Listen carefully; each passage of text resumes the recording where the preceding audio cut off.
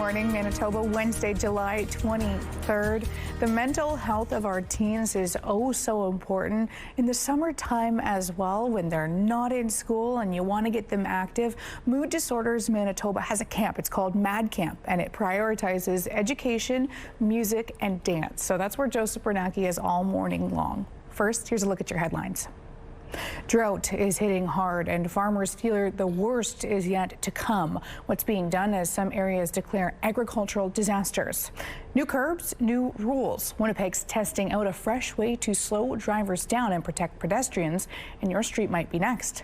And need to blow off some steam. One man's lakeside yell turned into a weekly scream club. Strangers are shouting together to feel better now.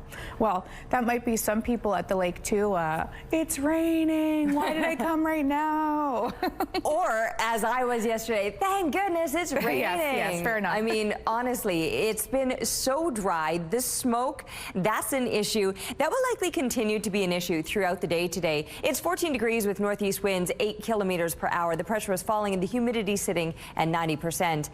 We do have a few extra clouds hanging around right now, but more so it's the smoke that is going to continue to be an issue.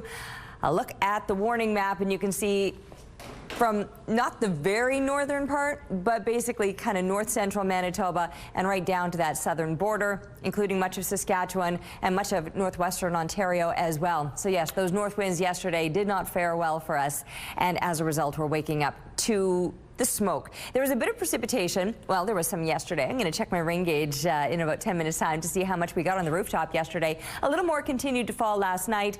Probably going to notice some wet puddles or streets this morning. That's not likely to last too long, though. That'll be clearing out of the way. We're likely to see a little more sunshine into the afternoon. Some lingering activity might hang around through that southwestern part of the province with slightly heavier clouds through a longer portion of the day. For central and northern Manitoba, clear, dry conditions, although not clear because that smoke is certainly going to be incredibly prevalent. And we may notice that until we get those winds shifting, which should happen for tomorrow out of the south again. Temperatures mid-20s, and then it does still look like we're heating up. We've got some 30-degree temps waiting for us as we're finishing off the week and kicking off the coming weekend. Thank you, Terry. It's been a dry, hot summer in Manitoba, and some areas are in a severe drought. Now, municipalities in the Inner Lake are triggering states of emergency and agricultural disaster in response. Farmers in places like Lundar, about an hour and a half north of Winnipeg, are concerned it's only going to get worse. CTV's Daniel Halmerson reports. It should look a lot better than this. We should be standing in corn up here. Lyle Thorgilson relies on crops like corn to feed his herd of cattle, and most years there's plenty to go around. But the Lundar area farmer says drought conditions this year are threatening his livelihood. There's still maybe hope that we can get some tonnage out of it for feed for the cattle, but yeah, it's stunted for sure. We're starting to see some damage from lack of moisture. In fact, Thorgilson says this is one of the worst years he's seen in 3 decades on this farm. We had a severe drought here, I think it was 4 years ago. That was the worst anybody had ever seen, and I would say this is number 2 probably. He says the lack of rain has also impacted his oat fields and hay crops, and it all means less food for his cattle over the winter. In that severe drought, our cattle were thin. We were running out of options. We didn't really know what to do. I wouldn't say they're thin yet this year. We're a little better shape. The drought conditions prompted the rural municipality of Coldwell to declare a state of agricultural disaster last Friday. It's not looking good. Like, you look around, sure it looks a bit green here, but these crops are so stunted that it's not good, and we need a lot of rain. Virgil Johnson, the RM's Reeve, says if that rain doesn't come, there could be some tough decisions ahead. Maybe some guys are going to have to sell down herds to get through this. Johnson is calling on the province and feds for support. Hopefully they can come up with some programs, good programs for the producers that, don't cost them an arm and a leg. Thorgilson says this drought ultimately affects all Manitobans, from farm to table. I think the public in general needs to pay attention to this kind of thing and remember where our food comes from. Daniel Halmerson, CTV News, Lundar. The rural municipality of St. Laurent, about a half an hour south of Lundar, also declared a state of emergency. In an emailed statement to CTV News, Agricultural Minister Kostyshin says that provincial crop specialists are monitoring the dry conditions. He says, in part, we monitor the conditions. We will continue to work with producers to help meet their challenges in their operations, including with existing business risk management programs. They're called traffic calming curbs. They're designed to reduce the risk of pedestrians getting hit by cars. And the city of Winnipeg may soon be installing them in your neighborhood. Saturdays and evenings, it's whatever they want to do. And generally it's sports cars, younger people, and they're just whipping down the street. TC curbs are pre-made using yellow-colored concrete. Next, they're placed where needed and marked by signs and posts. The city of Winnipeg says that they're affordable, will minimize conflict between pedestrians, cyclists, and cars, and increase safety. As you can see in this promotional video, the curbs force vehicles down to one lane when passing pedestrian crossings. And that's just one of their uses. The city says that it's placing TC curbs in areas where speeding is an issue, at intersections with wide corners and at crosswalks with poor visibility.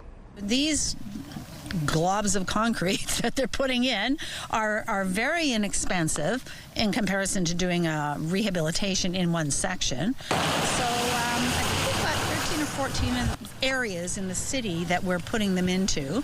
So I'm very excited about it. The curbs will be installed next month. Winnipeg is also working with Art City Inc. to install asphalt art at some locations to increase visibility and beautify the area. A vigil was held last night in upstate New York, remembering Melina Vertolin. This is going to be her resting place where he left her. This is going to be her community now. She will be one of us. An Amber Alert went out when the 9-year-old from Montreal went missing, and many people from the area were hoping that she would be found safe. Melina's body was found in a shallow pond on Sunday.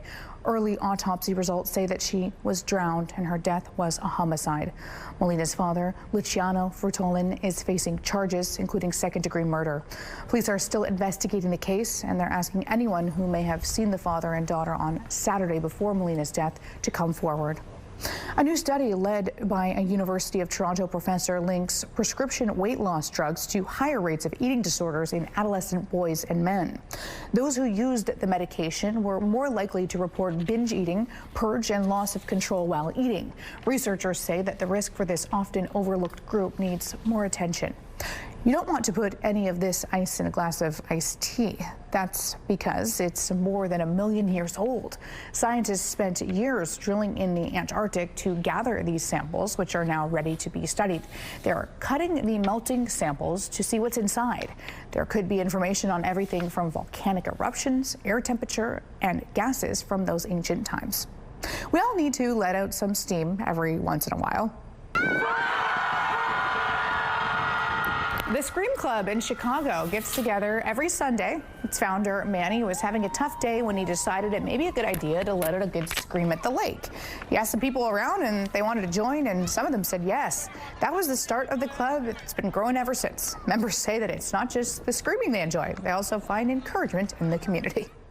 Taking a look now at the traffic situation. This is Main and Broadway. It looks like a smooth drive. If you have any traffic tips or updates, send them to us, CTV Morning WPG, on our X page. Joseph Bernacki joins us now for the first time from the MAD camp. Tell us about this camp, Joseph. It's with the Mood Disorders Association.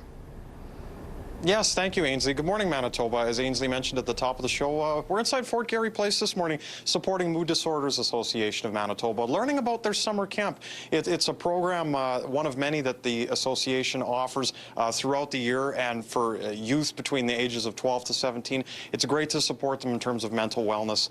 They offer 3 sessions throughout the summer. The first session is wrapped up, and they're in the middle of the second session that started, that's running until August 1st, and then they're going to have a third session. It runs for more than 10 days from August 11th to August 22nd. Coming up in about half an hour's time, we're going to be speaking with their executive director, learning a little bit more about how you can support their organization. And it's a camp where youth can enjoy music, art, dance, different programming. There's some beautiful artwork just on the wall behind me here inside our office where they have the camp for youth. So we'll be finding out so much more about the organization, so keep it locked on CTV Morning Live for those conversations.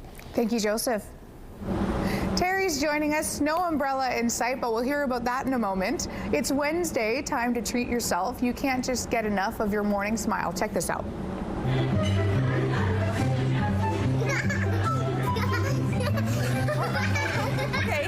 know, that's me and my coffee this morning. Love at first bite. Poor thing. He's got it all over his face. Aw. That's so much foam. I don't think there's any coffee in there. Well, to be fair, the anticipation building up to that, they were still holding the cup upright. He's like, just tip it already. Perfect. Aw, how does it feel? Has a coolness to the air this morning. I think some people will be pleased to feel that. This smoke, you notice it a little bit. It's not super strong. My rain gauge has a little bit of rain in there, not much. There's about 3 millimeters that fell yesterday. I should have showed you that before we put up our graphic. Anyway, I'll talk about that in about 40 minutes time when I'm back up here again. I'll show you. I can show you. Look at that.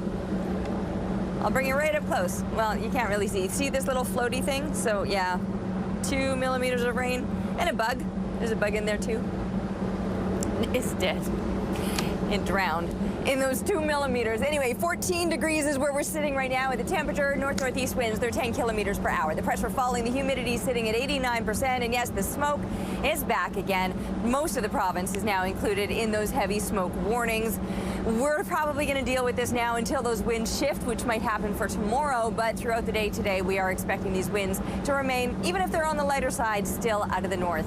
Mid-20 temps, and these clouds will start to clear out. There is the possibility that we could get clipped with a brief shower through parts of southern Manitoba. Central and northern Manitoba doesn't look like you're going to be seeing anything in the way of precipitation, just that heavy smoke lingering, and mid-20 temps on tap for the rest of today.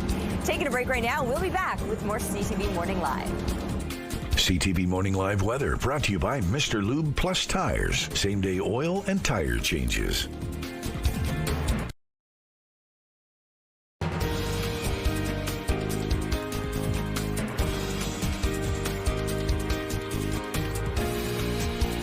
Good morning, it's 6:15.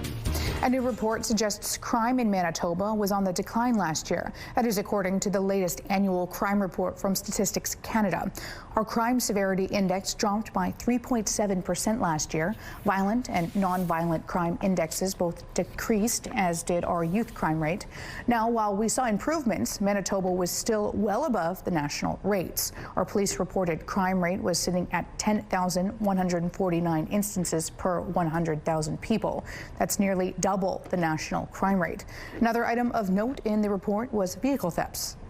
Despite seeing some decreases, Manitoba still saw the highest rate among the provinces, with 392 incidents per 100,000 people. Saskatchewan and Alberta were close behind.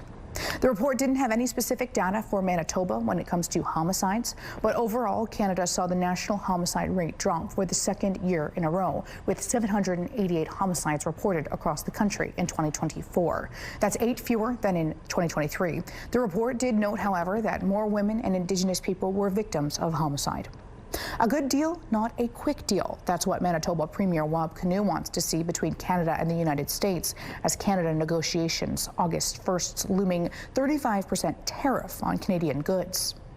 Manitobans are resilient. We're going to be a strong, diversified economy long after August 1st and long after Donald Trump leaves office.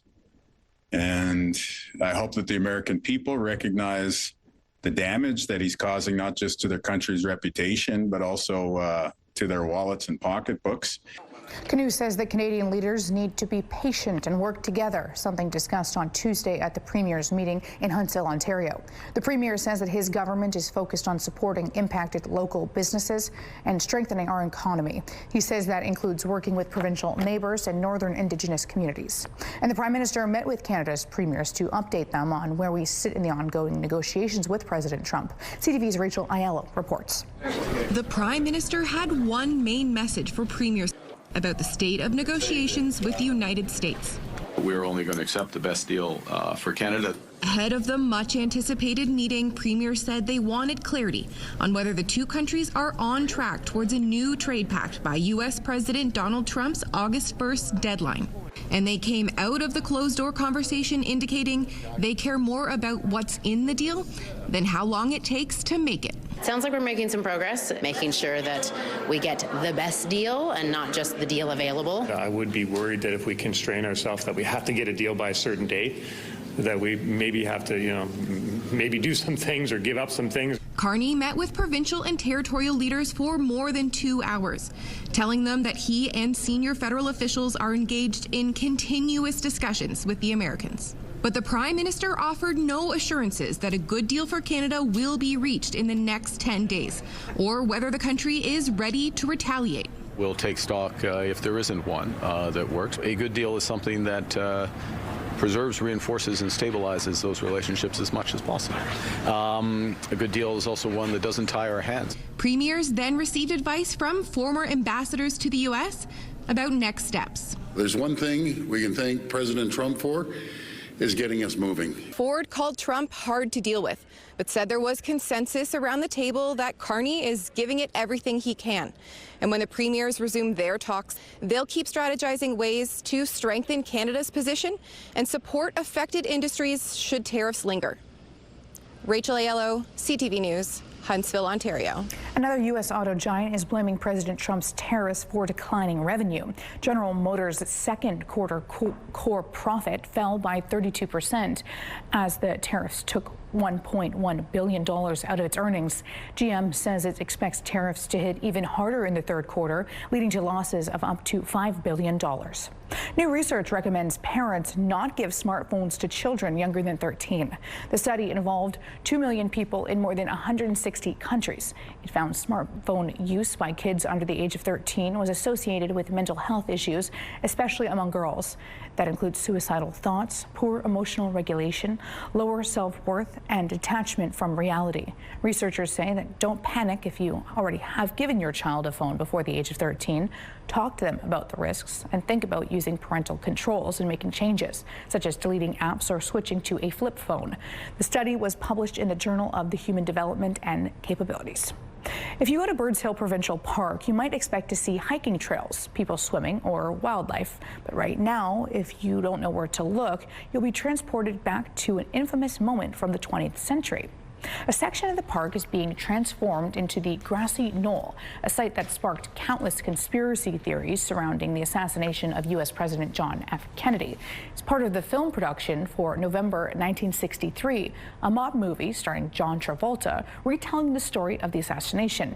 In the decades since JFK was killed, many have claimed that there was a second gunman perched on the top of the Grassy Knoll at Dealey Plaza, although those theories have largely been debunked.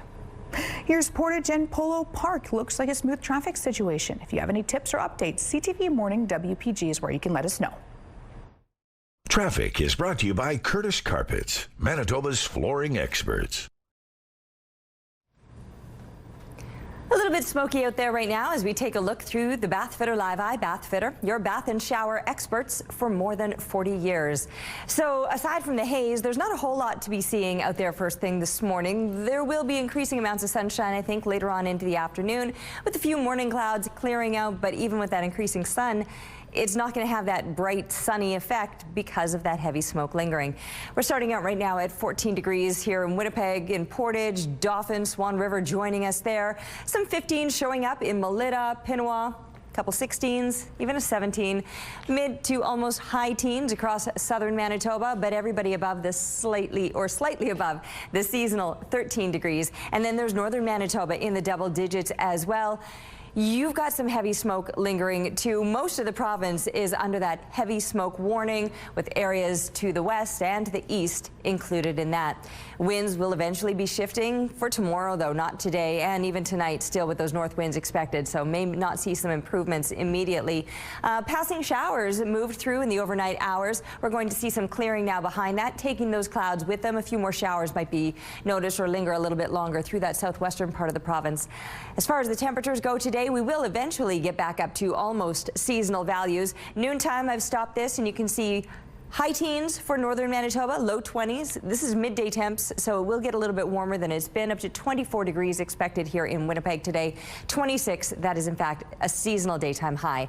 We're going to surpass that big time though, so a couple of mid-20 days. South winds tomorrow may improve air quality somewhat, and then plenty more heat as we're looking ahead to the coming weekend. And our picture today is little Georgia out checking the crops. You can see the smoky haze off in the distance, but she's looking so beautiful in the foreground there. Thanks to Marlene for this. Keep them coming, please, to Winnipeg weather at ctv.ca. We're taking a break, but we'll be back with more CTV Morning Live.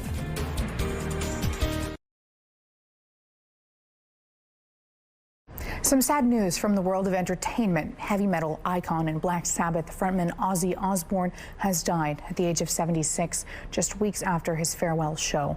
Ozzy once called himself the conductor of mayhem, but he had a lighter side too. CTV's Heather Wright on how his crazy train of a life and legacy. The godfather of heavy metal, the Prince of Darkness. Ozzy Osbourne was a showman, a singer, a blue-collar kid who rose to fame as the frontman of Black Sabbath.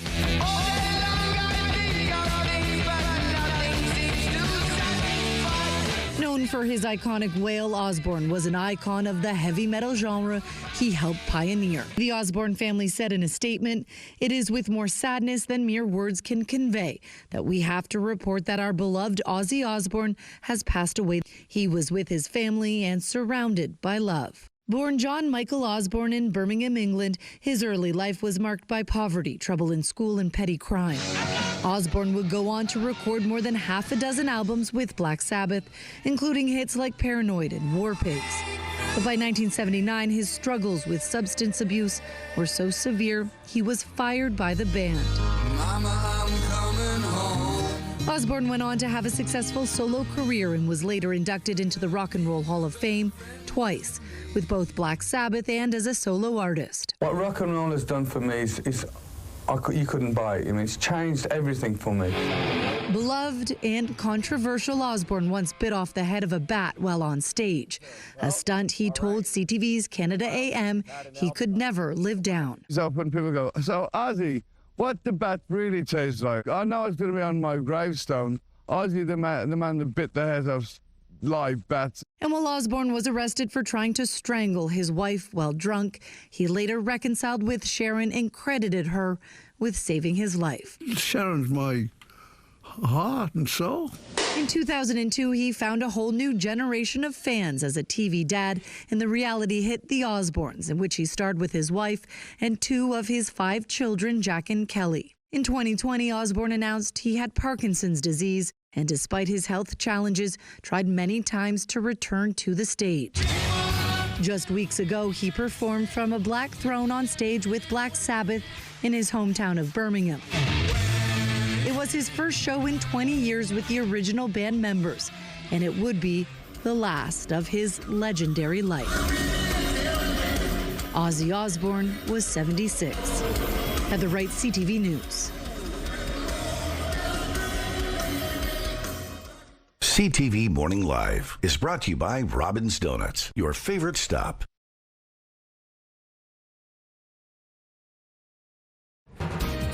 It's 14 degrees as we kick off your Wednesday morning. A little bit of haze hanging out there this morning, though. We've got these winds still out of the north-northeast, 10 kilometers per hour, with the pressure falling and the humidity sitting at 89%. So, yes, the smoke continues to be a factor through most of the province. The only exception to the warnings is the most northern part of the province.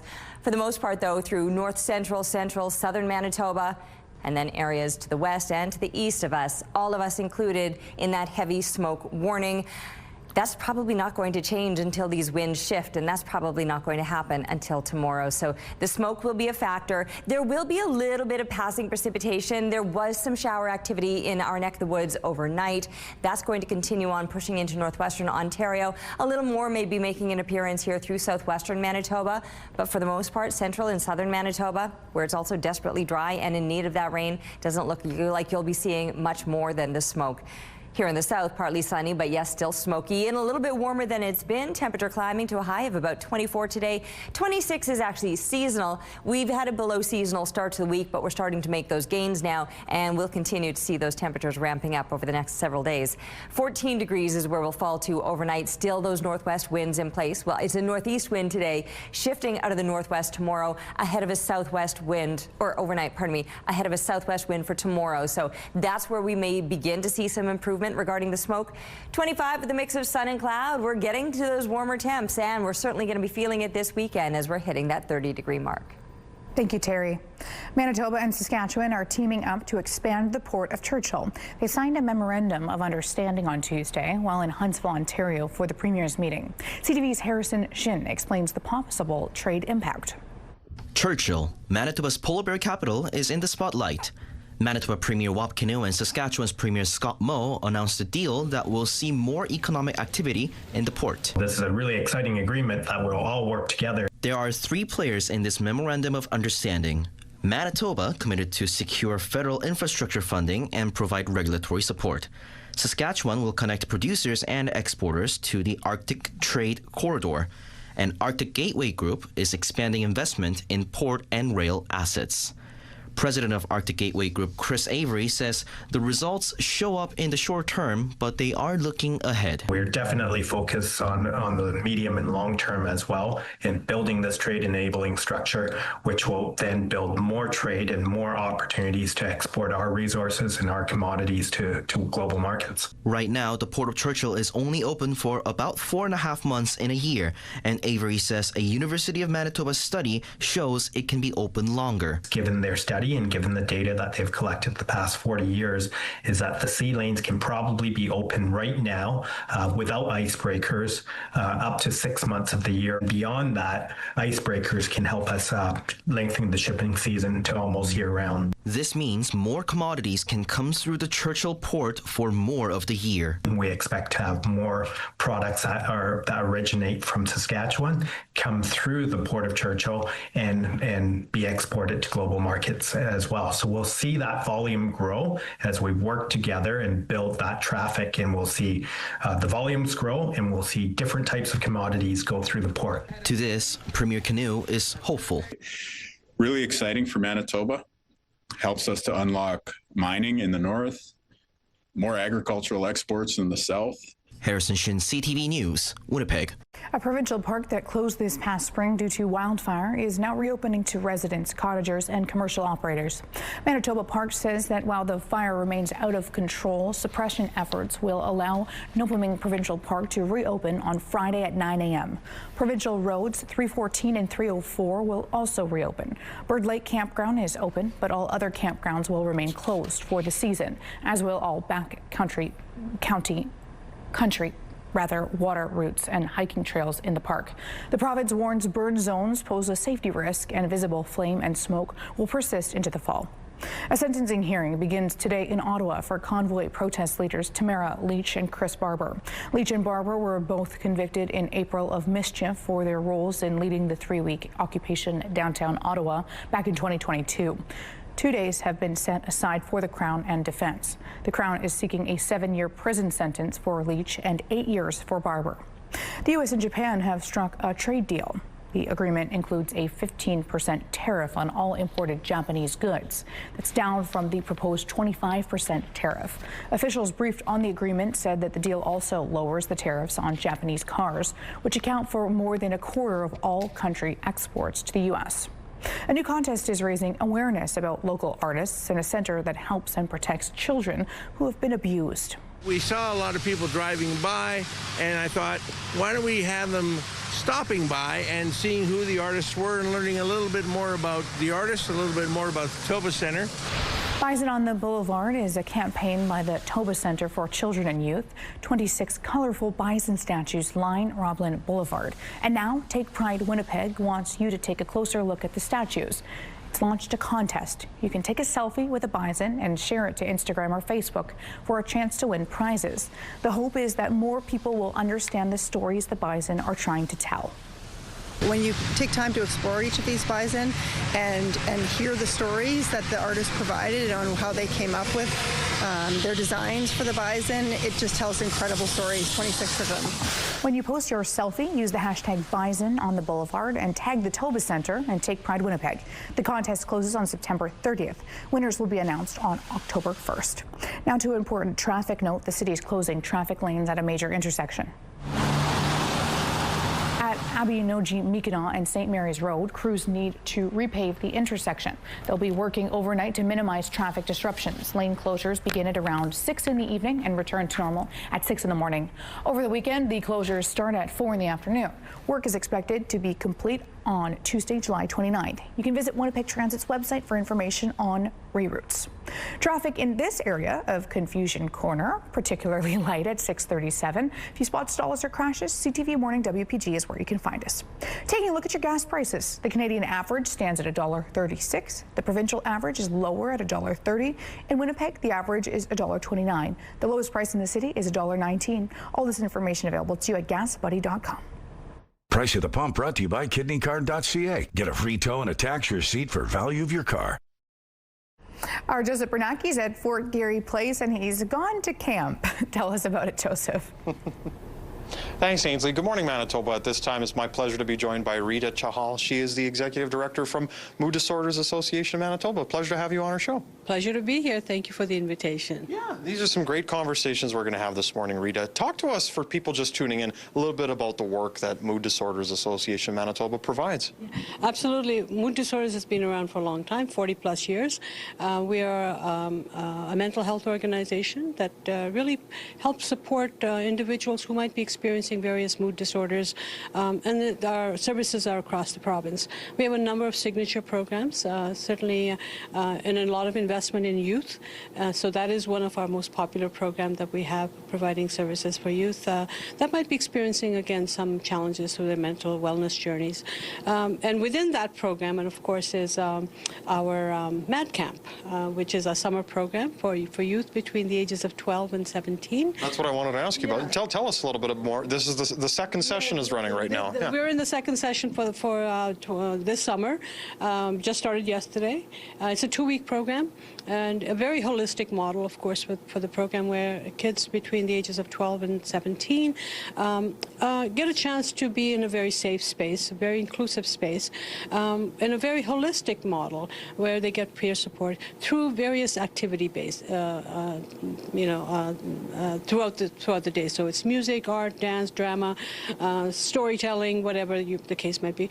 Not only do they have various activities that they can engage in, but we also provide lunches, we provide nutrition, field trips. I was going to say, I saw even this week there's a chance to go to the zoo on Thursday. Absolutely, there's zoo trip, there's field trip, there's invitations from various artists and from various speakers that come in here. So it's a really very well organized space, and one where the kids really enjoy. And of course, we have returning campers every year. Nice. And so, and we'll a little more about the activities as we progress through the morning, and you'll see what we can do. Wonderful. Well, we appreciate your time on the show, Rita. She's going to be joining us a little bit later on in the show. We're standing in the art room right now. We're going to be taking a whole tour of their office here for their summer camp, and we'll be back coming up shortly in the 7 o'clock hour. Thank you, Joseph. Terry, I feel like the weather is like myself over the last couple of days. Indecisive. I missed what the indecisive. Indecisive, yes. Yeah, I mean, we've certainly seen some of that, but I welcome that little bit of shower activity. If that's part of the indecisiveness, then I'm like, okay, you just be as wish-washy as you may want to be. More showers, please, especially in the areas that are needing it the most, because while we saw a little bit of that precipitation here through parts of southern Manitoba yesterday, still much of central and northern Manitoba remain incredibly dry, and they are desperately needing the rain.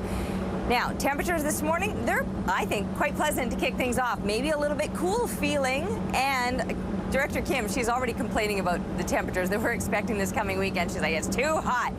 These morning temperatures right now, this is the time to enjoy. Kim, you've got to stay where you are, otherwise no one's going to tell me when to wrap. Not yet. 14 degrees, north-northeast winds, 10 clicks. The pressure is falling, the humidity sitting at 89%. But yeah, these morning hours, by all means, if you do find the heat to be a little bit much, and it will be warming up today, mid-20s is where we're headed. But it's not just those temperatures. There's that added element of the smoke, and that's what's really going to make things feel a little less than pleasant for today, likely, because we're dealing with those warnings across the entire province as these winds remain out of the northeast. They will be shifting. A south wind is expected for tomorrow, so we may start to see some improvements. And another day of mid-20 temps tomorrow with the sunshine expected. Well, that sunshine is going to stick around. No sign of precipitation for us really after today. There's some parts of the southwest and central Manitoba who may still see some showers. It's looking like it's going to be on the drier side for us here in Winnipeg right through the rest of the week and weekend, and that's when those temperatures will really start to soar. Taking a break right now, but we'll be back with more CTV Morning Live. CTV Morning Live Weather is brought to you by Destination Dinner Stage, Manitoba's only musical dinner theater. Looking at the early markets this morning, it's a green start to the trading day. Dow futures are up 203 points. The Nasdaq futures are also seeing gains, up 35 points. S&P futures have climbed 23 points. The Canadian dollar is seeing a slight dip this morning. Overseas, the Hang Seng is on the rise, up 408 points. The Japan's Nikkei is surging up more than 1,300 points. Good morning. Winnipeg police are looking for your help in finding a suspect in a machete attack that almost killed an 18-year-old man. Police were called to a convenience store in the 800 block of Selkirk Avenue on July 13th. There they found a man lying outside, bleeding profusely. He's now recovering in hospital. Police say that the victim and a teenage girl asked a man on a bicycle if he could lend them some money. Police say that the man on the bike then attacked them with a machete. Police are looking for a man on a BMX-style bicycle. He had a black backpack and was wearing a ball cap that may have had a white New York Yankees logo on the front. If you have any information, you're asked to contact police or Crime Stoppers. Police stopped a man on a bicycle in North Point, Douglas, and discovered there was a warrant for his arrest. While they were arresting the man, they searched his backpack and allegedly found these 2 fully operational homemade tasers. Police say that they also found other unidentified weapons, bear spray, a few $100s worth of illegal drugs, including crack cocaine and meth. A 41-year-old man now faces multiple drugs and weapons charges. Temporary structures are being added to some Winnipeg streets aimed at curbing speed. Curb extensions made of concrete will be placed on roads and intersections deemed to have safety risks. By narrowing the lanes of traffic, the city hopes the drivers will slow down. CTV's Jeff Keel shows us where they're popping up. Heather Arnold says drivers go too fast on her street, even though she lives in a school zone with a crosswalk. Most are doing 60, and Saturdays and evenings, it's whatever they want to do. Now the city is set to install some temporary structures known as calming curbs to slow traffic, including on Arnold Street, Chancellor Drive. It's just the fact that there's a straight line, a long straight line, and they just speed. The pre-made curbs, also known as extensions or bump outs, look like this. They are yellow, made of concrete with signs and posts. They're being placed in more than a dozen locations where speeding is a problem, intersections have wide corners, and visibility is poor at crosswalks. The idea is by narrowing the lanes of traffic, drivers are forced to slow down in order to navigate the road. They basically slow down traffic and make it safer. Mark Coho of Bike Winnipeg believes narrowing the road will help curb speeding and make it safer for cyclists and pedestrians. I've definitely heard people, especially near schools, where they've said that, yeah, having that bump out, gets people from out behind the parked cars, makes them more visible. But this could be a tough sell for some drivers who worry about the new infrastructure getting in the way. The only way to really slow down vehicular traffic is to change the built environment. And that's what we're doing. People aren't going to like it. I just say slow down. Heather Arnold has a permanent curb bump out near her house.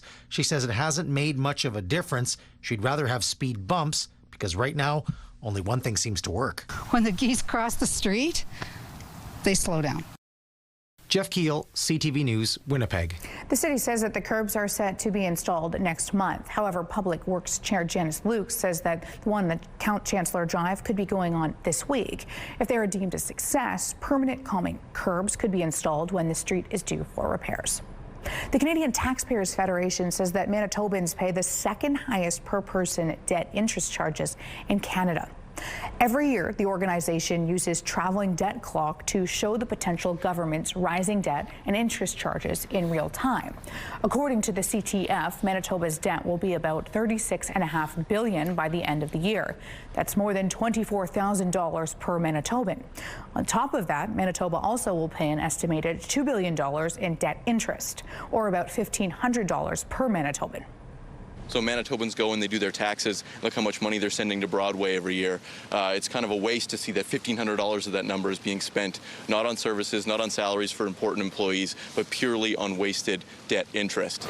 The CTF says that the province needs to curb what it calls corporate welfare and bring down provincial government salaries. This week, the debt clock struck is making stops across Manitoba. A verdict in the sexual assault trial of 5 former World Junior hockey players is expected tomorrow. Dylan Dubé, Cal Foote, Carter Hart, Michael McLeod, and Alex Formanton were on trial for an alleged sexual assault that happened in June of 2018 in London. McLeod is facing an additional charge of being a party to the offense. The verdict will come from the presiding judge in the case. This after the jury was dismissed partway through the trial. A conviction could lead to a sentence of up to 10 years. All 5 of the accused have pleaded not guilty. Taking a look at the traffic situation at Kenniston Boulevard. Looks like a smooth drive. If you have any traffic tips or updates, send them to us at CTV Morning WPG on X. All right, it's 14 degrees right now with a very light wind, but it's out of the north-northeast, and as a result, doesn't matter how light it is, this smoke, it's going to linger. The pressure is falling and the humidity sitting at 89%. We really need a shift in those winds before things start to improve, and you can see how much of the province is now included in that heavy smoke warning, and it's not just much of Manitoba. Areas to the west and to the east of us as well. This smoke, like I said, really won't start to move until those winds begin to shift. And maybe tomorrow that will be the beginning of that change. Precipitation, there's just a little bit of scattered activity showing up here through the southwest. There was a little more that moved through overnight. That's continuing on off to through parts of northwestern Ontario. It's central and northern Manitoba that'll remain incredibly dry and unfortunately incredibly smoky once again today. The very most part of the province is not included in that smoke advisory or warning. 13 degrees and a little bit more sunshine expected in the Churchill area, but yes, smoke to be the factor with those low 20 temperatures through most of northern Manitoba. These temperature values, they're pretty close to what is normal for this time of year, maybe even a degree above. But that smoke is going to make things very unpleasant no matter where you are, including here in the south. Now, we do have that chance of precipitation, which might help a little bit. Possible scattered showers still in areas surrounding us. I don't think Winnipeg is likely to see much more, maybe a very slim chance. More likely to see increasing amounts of sunshine through the day, but still with that haze lingering until those winds shift, which will be for tomorrow. And then those temperatures continue to rise, looking hot for the coming weekend. Thank you, Terry. A pair of extremely rare and colorful lobsters have clawed their way to the top as tourist attractions in Nova Scotia. CTV's Paul Hollingsworth introduces us to Bingo and Moon Mist.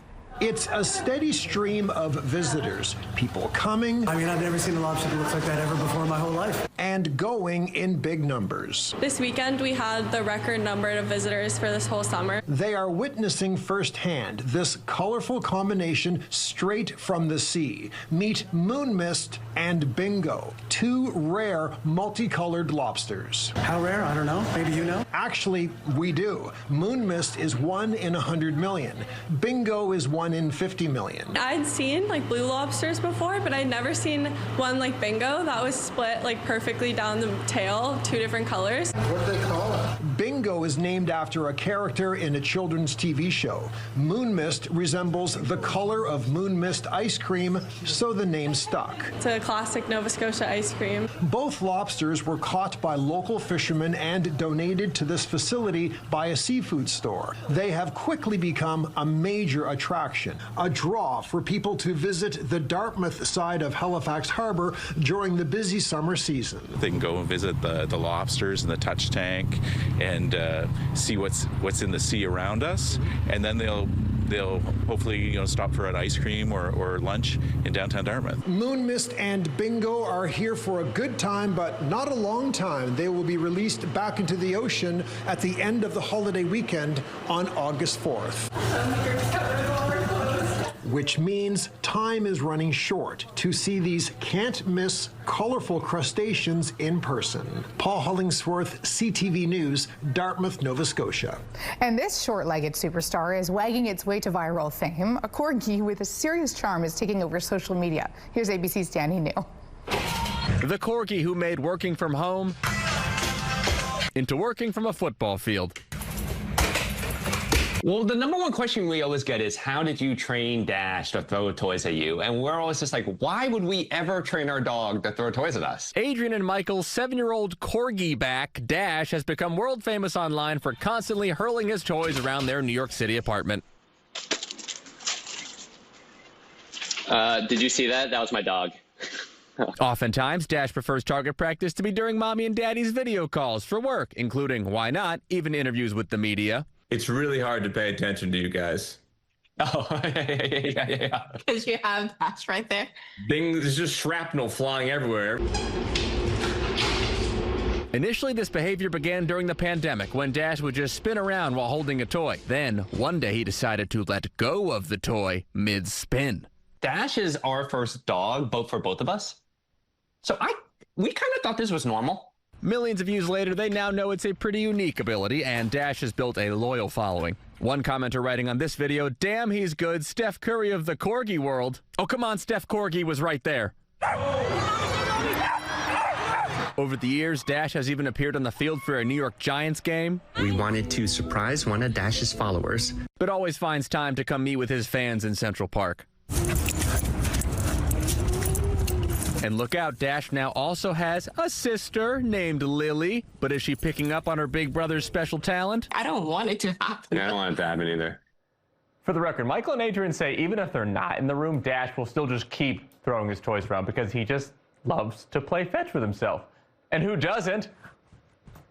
Ow, that was a bad one. One more time. There you go. In New York for ABC News, I'm Danny New. It's that time of year again, and CTV, along with Chicken Chef, want to see how you're soaking up the Manitoba summer. Whether it's concerts, golf, or getaways, share your best photo with us. We've seen some pretty amazing moments so far, and now it's your turn to shine. Share your favorite summer photo with a chance to win the $5,000 grand prize. On top of that, there are daily draws where you can also score a $50 Chicken Chef gift certificates. Plus, you could win a stylish fire table and patio umbrella from Discount Furniture Winnipeg. So snap and share your summer magic. Here's a live look at Taché Avenue. Stay with us, guys. More news, weather, and traffic.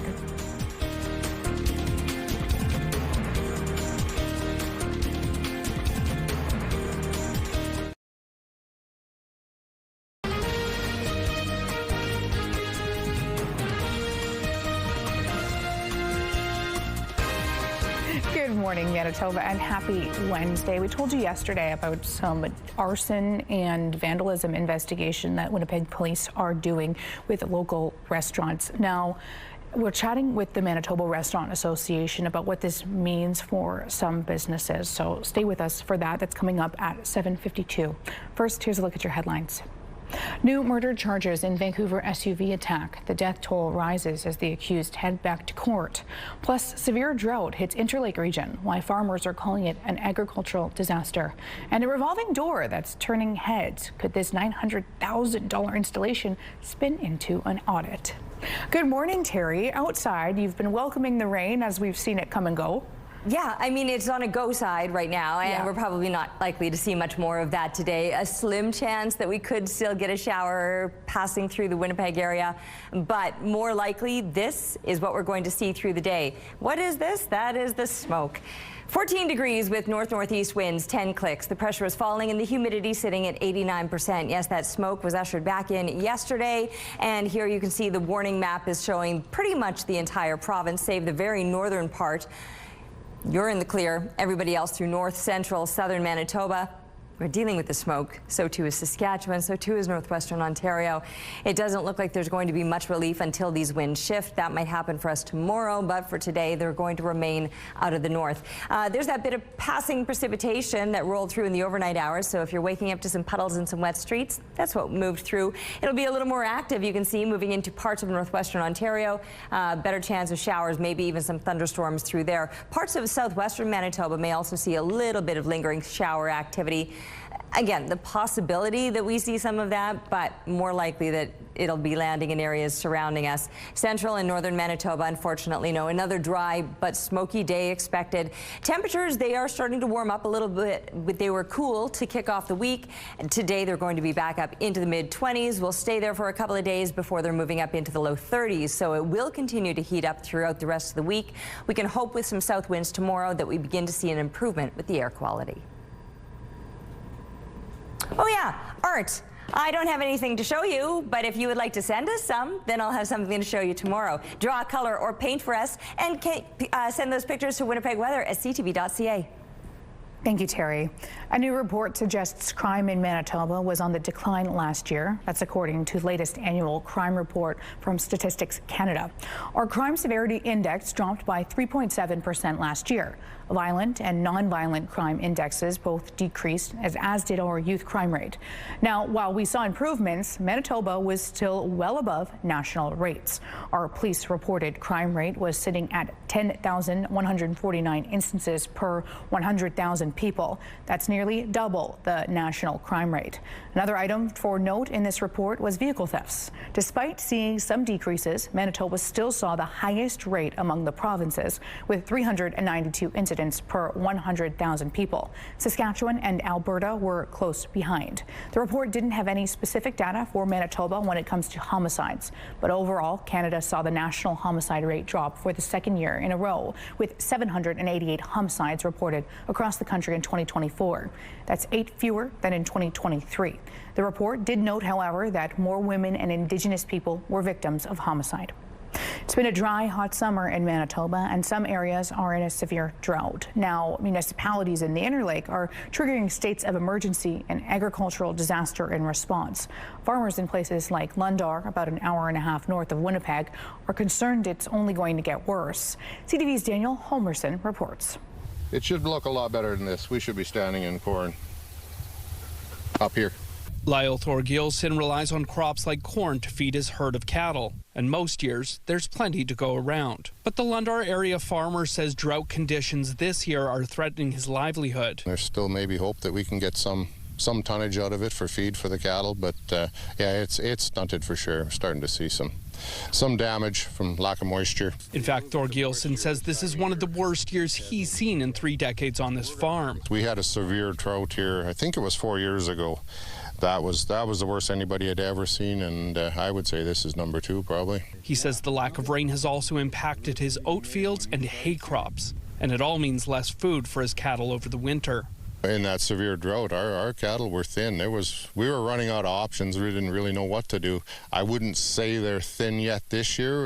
We're a little better shape. The drought conditions prompted the rural municipality of Coldwell to declare a state of agricultural disaster last Friday. It's not looking good. Like, you look around, sure, it looks a bit green here, but these crops are so stunted that it's not good, and we need a lot of rain. Virgil Johnson, the RM's Reeve, says if that rain doesn't come, there could be some tough decisions ahead. Maybe some guys are going to have to sell down herds to get through this. Johnson is calling on the province and feds for support. Hopefully they can come up with some programs, good programs for the producers that, don't cost them an arm and a leg. Thorgilson says this drought ultimately affects all Manitobans, from farm to table. I think the public in general needs to pay attention to this kind of thing and remember where our food comes from. Daniel Holmerson, CTV News, Lundar. The rural municipality of St. Laurent, about a half an hour south of Lundar, also declared a state of emergency. In an emailed statement to CTV News, Agricultural Minister Kosishnin says that provincial crop specialists are monitoring the dry conditions. He says, in part, we monitor the conditions. We will continue to work with producers to help them meet challenges in their operations, including with existing business risk management programs. A good deal, not a quick deal. That's what Manitoba's Premier Wab Kinew wants to see between Canada and the United States as Canada negotiates August 1st's looming 35% tariff on Canadian goods.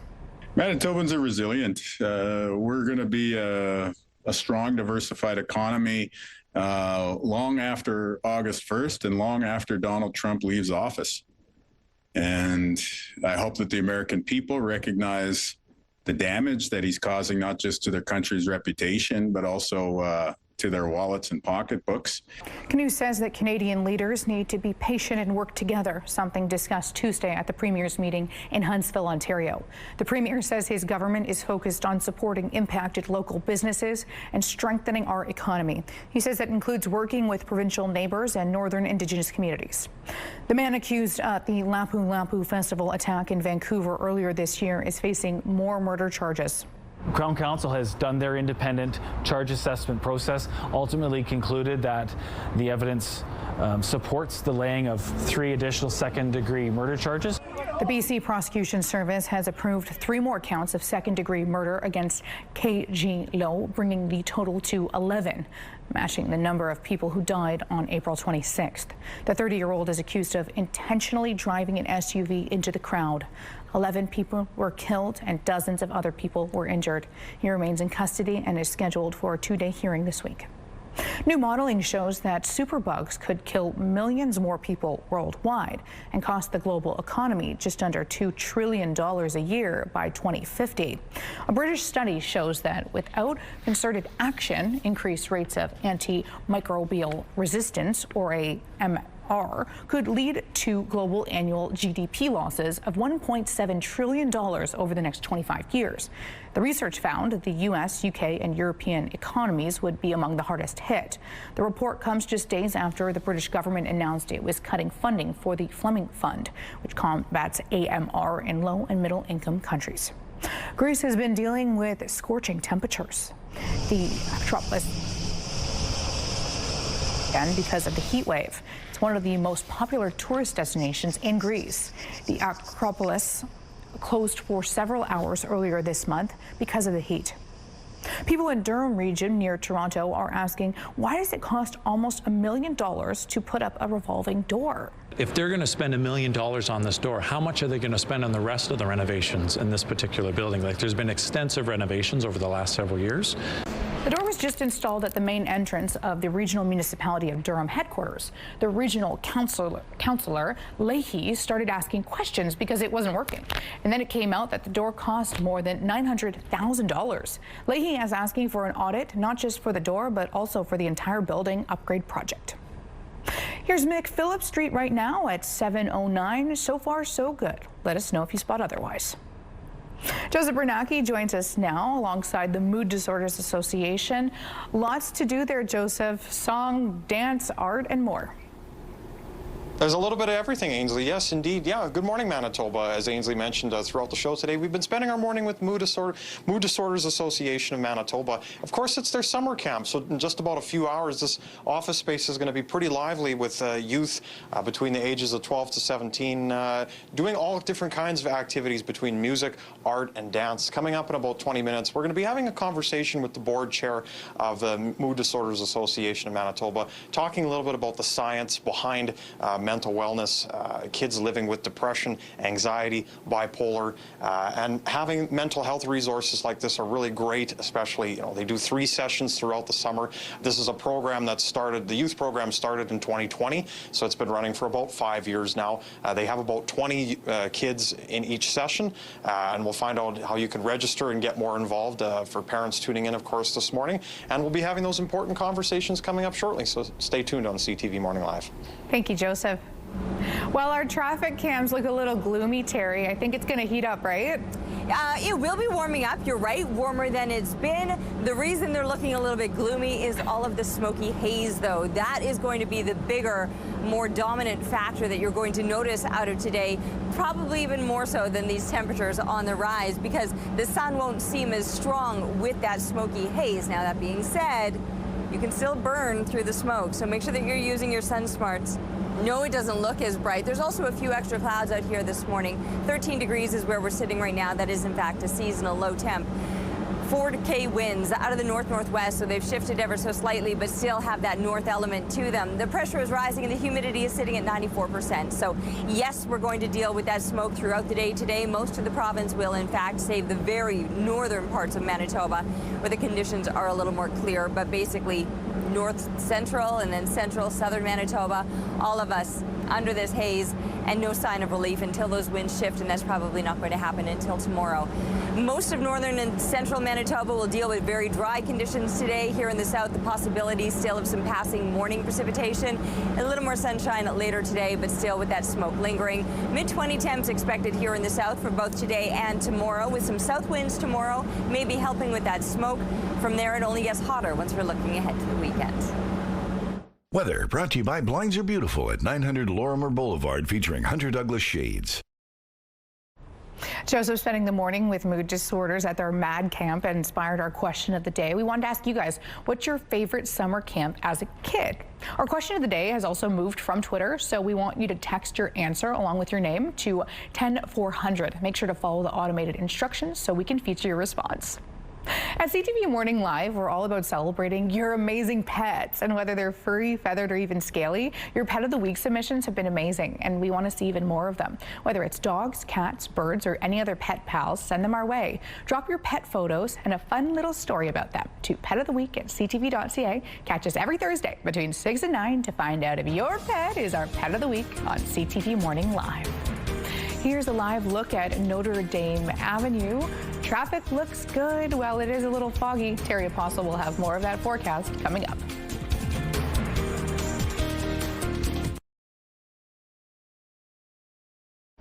Good morning, it's 7:15. Winnipeg police have arrested a corrections officer on charges of allegedly sexually assaulting 2 inmates he was guarding. Police say that the separate incidents happened in December and January. In both cases, investigators say that 2 corrections officers were guarding male inmates while they were receiving medical care in hospital.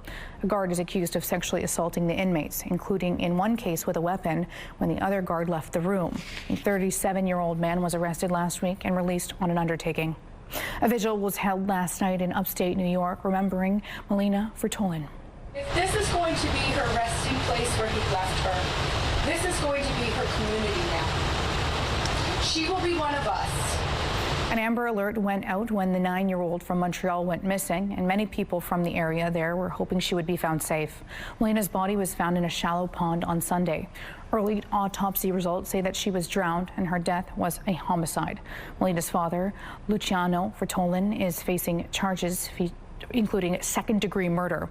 Police are still investigating the case, and they're asking anyone who may have seen the father and daughter on Saturday before Melina's death to come forward. Good news for pub crawlers in Vancouver. Last call is being extended. We have tough economic conditions right now, high interest rates, people are cutting back on eating out and going out. So anything we can do to support those small businesses and also help make our city more vibrant. City Council has unanimously accepted a proposal to change its liquor service hours. Bars, pubs, and nightclubs in the downtown core will now be allowed to stay open until 4 a.m., but will have to opt in and apply for changes to their license. Some officials have raised concerns about the potential health risks involved.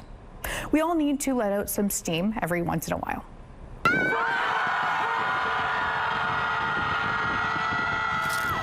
This is the Scream Club in Chicago. Gets together every Sunday. Its founder Manny was having a tough day when he decided it might be a good idea to let out some scream at the lake.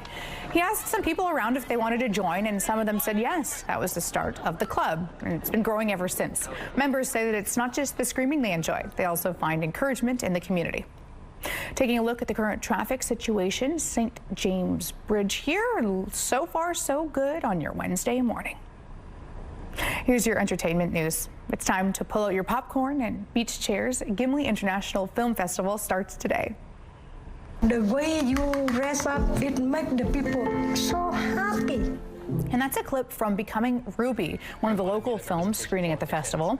Attendees can also expect pop culture favorites, Icelandic films, and other works from around the world. The 5-day event runs today through Sunday. Johnny Cash fans will love this show, paying tribute to a performance that cemented his image as a champion of the downtrodden. And now you can relive Johnny Cash's famous Folsom Prison show in Winnipeg. I hear the train a-comin', it's rolling around the bend. That's Calgary-based actor and musician Devin Brain, but on November 12th, he'll be taking the stage at Burton Cummins Theatre as the Man in Black for Folsom Prison Revisited. Tickets go on sale on Friday through Ticketmaster. If you go to Birds Hill Provincial Park, you might expect to see hiking trails, people swimming, or wildlife. But right now, if you know where to look, you'll be transported back to an infamous moment from the 20th century. A section of the park is being transformed into the grassy knoll, a site that sparked countless conspiracy theories surrounding the assassination of U.S. President John F. Kennedy. It's part of the film production for November 1963, a mob movie starring John Travolta retelling the story of the assassination. In the decades since JFK was killed, many have claimed there was a second gunman perched on the top of Grassy Knoll at Dealey Plaza, although those theories have largely been debunked. And those midweek blues with MasterChef at 7, followed by Match Game, and cap off the night with Battle of the Generations at 9. It's all right here on CTV. Winnipeg's favorite cultural celebration is back, and we want you to go. Folklorama returns from August 3rd to 16th, and we're giving you a chance to win a pair of 2 tour visas, giving you access to explore all 44 pavilions. To enter, head to the contest page on our website, ctvnewswinnipeg.ca. Enter that clue word, world. Good luck. Outside, Terry, how is it feeling? I mean, it's feeling pleasant. Okay. It smells smoky. That's still going to be a little bit of a buzzkill on what would otherwise be a really pleasant day, because these temperatures, they're a little bit cool starting out. By cool, I mean seasonal. There's that haze, though. You can see it as we look through the Bathfitter Live Eye. Bathfitter, your bath and shower experts for more than 40 years. North winds yesterday ushered some of that smoke in, and now here we are waking up to it, and most of the province is, in fact, 13 degrees where we're sitting right now, though. Very pleasant with those temperatures. Even has a little bit of a cool-ish feeling to it. So if you do want to step outside, the smoke isn't awful. I'm not saying like don't go out. I mean, obviously we have to function and live our lives. And these morning temps might be the best, especially if you've got a restless dog that needs to get out for a walk. 15 degrees at the moment in Portage and in Melita. We've got 16 for Brandon, Morden Winkler area. Most of us in that similar spot, though. Just a few low to mid-teens. Then there's northern Manitoba, starting to warm up now, and double digits all throughout, even some mid-teens. Smoky conditions expected through most of northern Manitoba as well. It's just along that most northern border where the sky and conditions are a little bit clearer. The haze not as much of a factor, but you can see most of us under that smoke warning. Off to the west, off to the east, or if it's not the smoke warning, it's the advisory. That's the yellow that you're seeing there. Winds out of the north brought it in, likely not to leave until those winds shift, and that probably won't happen until tomorrow. There was a bit of precipitation overnight. That's moving now into parts of northwestern Ontario. A little bit of scattered shower activity could be moving through parts of the southwest as well. But for central and northern Manitoba, just dry conditions expected today. As far as where the temperatures will be topping out, noontime, I've stopped it. You can see low 20s here in the south, mid to high teens through northern Manitoba, likely to still get up into those high teens later on into the afternoon, or maybe pushing into the low 20s, almost mid 20s here in the south. A little bit warmer than it's been, not as warm as it could be though, because by the time the weekend rolls around, this one we're really going to be feeling the heat. Mid 20s for the next couple of days, with south winds shifting for tomorrow, might start to improve that air quality. We can keep our fingers crossed. And then yes, some low 30 temps once we're looking through Friday and Saturday. Little Georgia out checking the crops and looking gorgeous doing so. Thanks to Marlene for sharing this picture with us. Keep them coming to Winnipeg weather at ctv.ca. Thank you, Terry. The nearly 3-kilometer grouse grind in Vancouver is a steep mountain hike that challenges even the fittest hikers. Now, one family is marveling at how their 3-year-old exceeded expectations as they took on the journey. CTV's Shannon Patterson has the story. Look at this. 3-year-old Valuvan Wesley is an energetic, determined little boy. Whoa. He always wants to push boundaries and is very outdoor person. On the weekend, his parents decided to introduce their son to one of their favorite hikes, the Grouse Grind. This Sunday, we just thought we'd just head up, doing 25% of the ground, like 1/4, and then bring him back. But Valuvan didn't want to stop at the quarter mark, so the family kept climbing. We thought, okay, let's go to the half mark and check, and then probably we'll come back. By the time he's half mark, he didn't even want to sit. I was so astonished seeing that. Do you want to go up or go down? Go up. Okay. Go up, but it's very, very difficult. As they continued up, other hikers started to take notice. So a lot of people were very impressed, and yeah, they were all stopping by, giving him high fives. He saw people coming in, and everybody was motivating him as well. Oh my God, good job, go ahead. And he's like, oh yeah, let's go, let's go. Yeah. Good job, boys. It took a little over 2 hours, but Valuvan climbed all 2,830 steps to complete the Grouse Grind. He pushed himself, and then we just actually tagged along with him. So you did it all the way to the top? Yes. What was that like? Nothing. Nothing? Nothing. You could do it again? Yeah. It was an amazing experience. I couldn't describe it. We were so proud as parents. While they know not every 3-year-old is cut out for the grind. One thing I would say is trust your kid. trust your kid on try to explore options, what you have not done. We think that kids are, they can't do much, but that's not true. They are very resilient, they are very focused, and they can push their limits. Value Van turns 4 next month and wants to keep climbing. I think our aim is to do Garibaldi at some point, but again, we want to take him in his own pace, see how he does. His parents believe if you don't have preconceived notions of what a child can do, you never know something amazing will turn out like this. Shannon Patterson, CTV News, North Vancouver. The Winnipeg Sea Bears season continues, and we want you to be part of the action. The Sea Bears will be taking on the Saskatchewan Rattlers on August 1st and the Niagara Lions on August 6th. So if you want to be in the stands, we've got the contest for you. CTV Morning Live is giving away a family pack of 4 tickets to give away to the game. Head over to our website, ctvnewswinnipeg.ca. Hit our contest page for all the entry details. Don't miss your shot. Coming up at 7:28, Joseph Bernanke is covering the MAD camp with Mood Disorders Association Manitoba. Stick with us.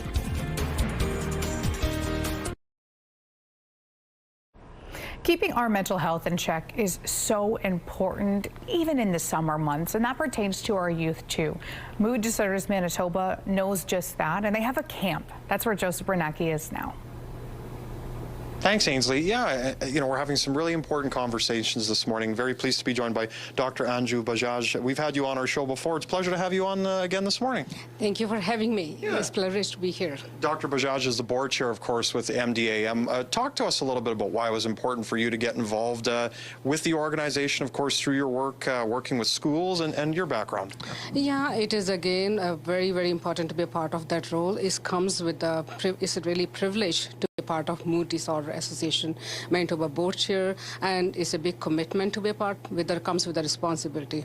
So it's important because I work with the youth, and so that we can empower them, educate them. It's important for me. We want to understand the science behind mental wellness, Doctor. Talk to us a little bit about how we reduce the stigma around mental wellness and what youth have to live with.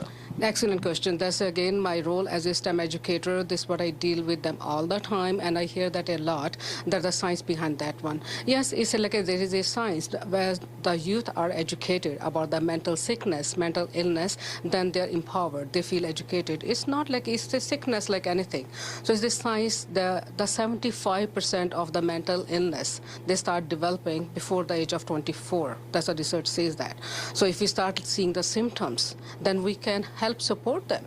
Programs like Mood Disorder Association Manitoba is producing as a MAD camp. We have a music art drama camp, which is indeed helpful. So we help the teachers to develop these kind of workshops. So teachers are the first one who see these symptoms in the classroom when they see the grades are losing, they're not participating in the social interaction. And you gave me an example even through something like a science fair where students living with one of these conditions are able to talk about it and sort of reduce that stigma. Is that right? Yeah. That's totally right. So I had some students, though, who were having some ADD issues. They had the ADHD or some had other problems. I asked, why don't you open it out? Why don't you talk about that loud about that? So then the students came with an idea. They not only talk about their personal thing, they educated themselves, know more about what is bothering them and how to understand the issues, and they were helping their peers see if I'm behaving that way, so I'm this way. Oh, right? we appreciate your work, Dr. Bajaj. Yeah, it's always nice to have you on our show. We're going to be back at 7:42 from the Mood Disorders Association of Manitoba, talking about some of their art programming, all a part of their summer camp. Stay tuned. Thanks, Joseph.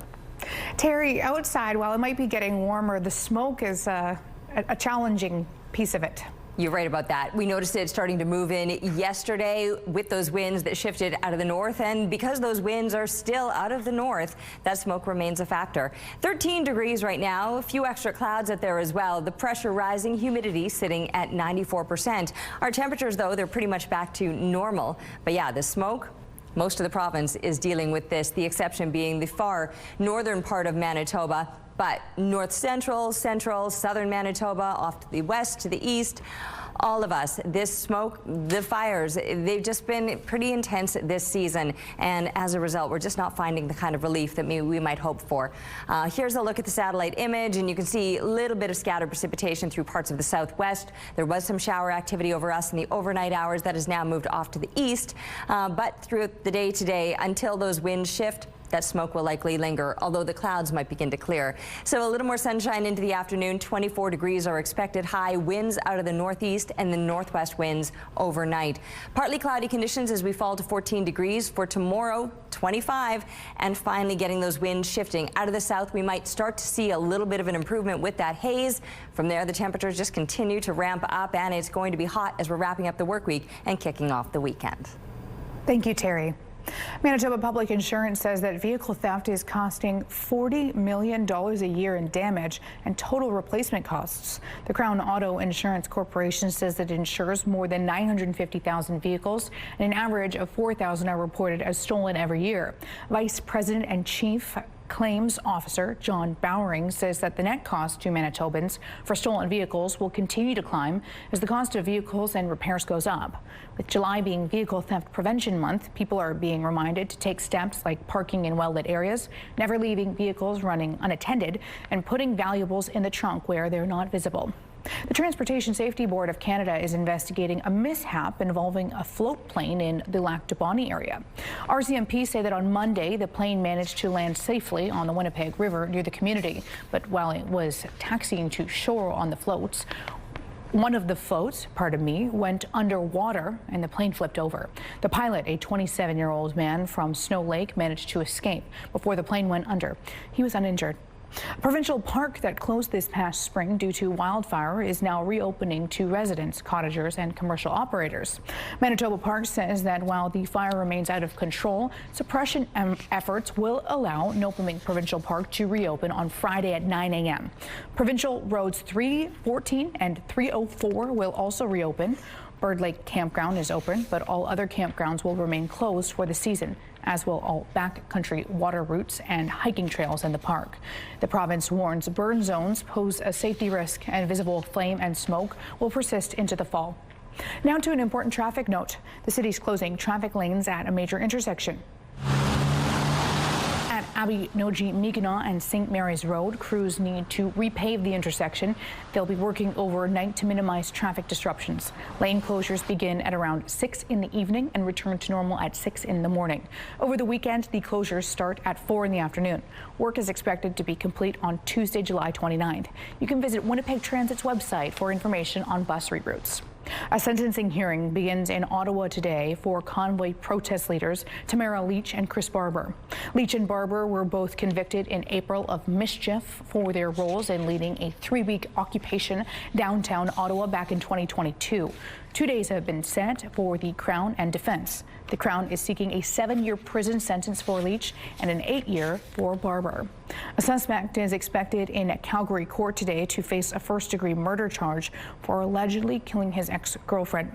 Madison Cobb was shot and killed while leaving work on Saturday. Devin Bradley Malik was arrested on Monday in connection to her death. Police say that Cobb and Malik were in a relationship that ended earlier this year. Court documents obtained by CTV News show Cobb asked for a restraining order against Malik. As part of that request, she wrote, quote, "I shake and have panic attacks when I am out and I hear my phone go off. Out of fear he is there. I live in fear every day from him. I want him out of my life." The restraining order was granted last month. There's more bad news from another automaker. GM reported its second quarter earnings fell by more than $1 billion US, mostly due to tariffs. The company says it expects the impact from tariffs to hit the harder in the third quarter. This comes on the heels of Stellantis reporting a primary loss of $2.7 billion US. The US and Japan have struck a trade deal. The agreement includes a 15% tariff on all imported Japanese goods. It's down from the proposed 25% tariff. Officials briefed on the agreement said that the deal is also lowering tariffs on Japanese cars, which account for more than a quarter of all the country's exports to the U.S. You don't want to put any of this ice in a glass of iced tea. That's because it's more than 1 million years old. Scientists spent years drilling in the Antarctic to gather these samples, which are now ready to be studied. They are cutting and melting the samples to see what's inside. There could be information on everything from volcanic eruptions, air temperature, and gases from those ancient times. Here's Osborne Street right now. Traffic volume's pretty good at 6:37. No stalls or crashes to report. Let us know when it's safe and legal to do so. Here's a look now at your gas prices. The Canadian average stands at $1.36. The provincial average is lower at $1.30. In Winnipeg, the average is $1.29. The lowest price in the city, $1.19. All this info available at gasbuddy.com. Price at the pump brought to you by kidneycard.ca. Get a free tow and a tax receipt for value of your car. It's currently 13 degrees right now as that haze hangs over downtown Winnipeg. More news, weather, and traffic coming up next. CTV Morning Live is brought to you by Robin's Donuts, your favorite stop.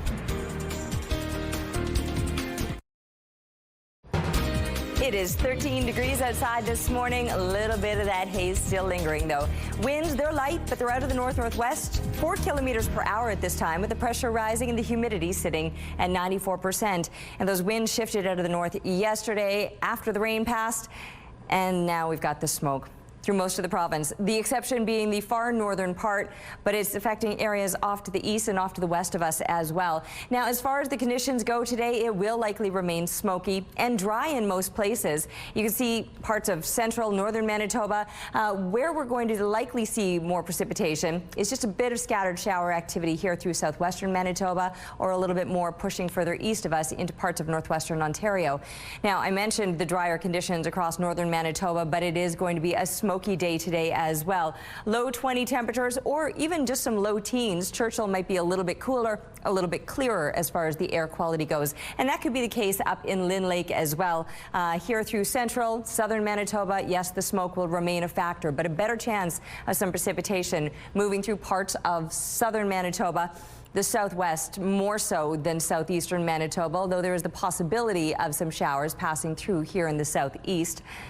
Heavier smoke in just areas to the north of us. And again, until these winds shift, and that's not likely to happen until tomorrow, we're going to be dealing with that smoky, hazy condition. And then eventually the temperatures are going to really start to ramp up. Once we're looking ahead to the coming weekend, low 30s are expected. So the next couple of days, some mid-20 temps, and then it really gets hot. And maybe our next round of precipitation will come as we're wrapping up the weekend on Sunday. Thank you, Terry.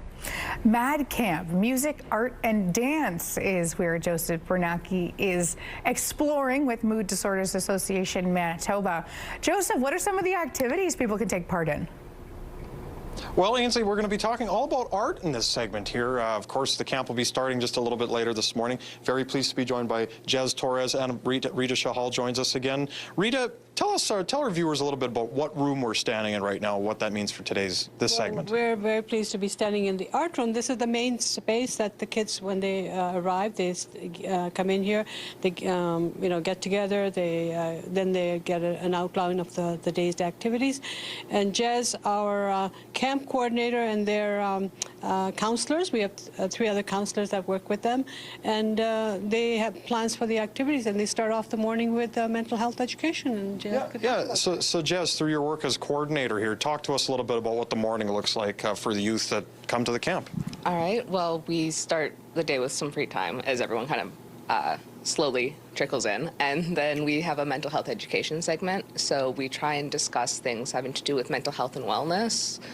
So this morning we have a guest speaker actually coming from the YMCA, but yesterday we were talking about stress, and the campers found it actually really helpful to be able to talk about it for once. I didn't run it, Preet did, but it went pretty well. And you get a chance to offer a lot of different styles of art for kids. Embroidery you mentioned before we were live. Talk to me a little bit about a few of the different art activities kids get to do. All right, well, we do have some fiber art things. So we've got like knitting, crochet, embroidery. We've got painting, sketching is very popular this go round.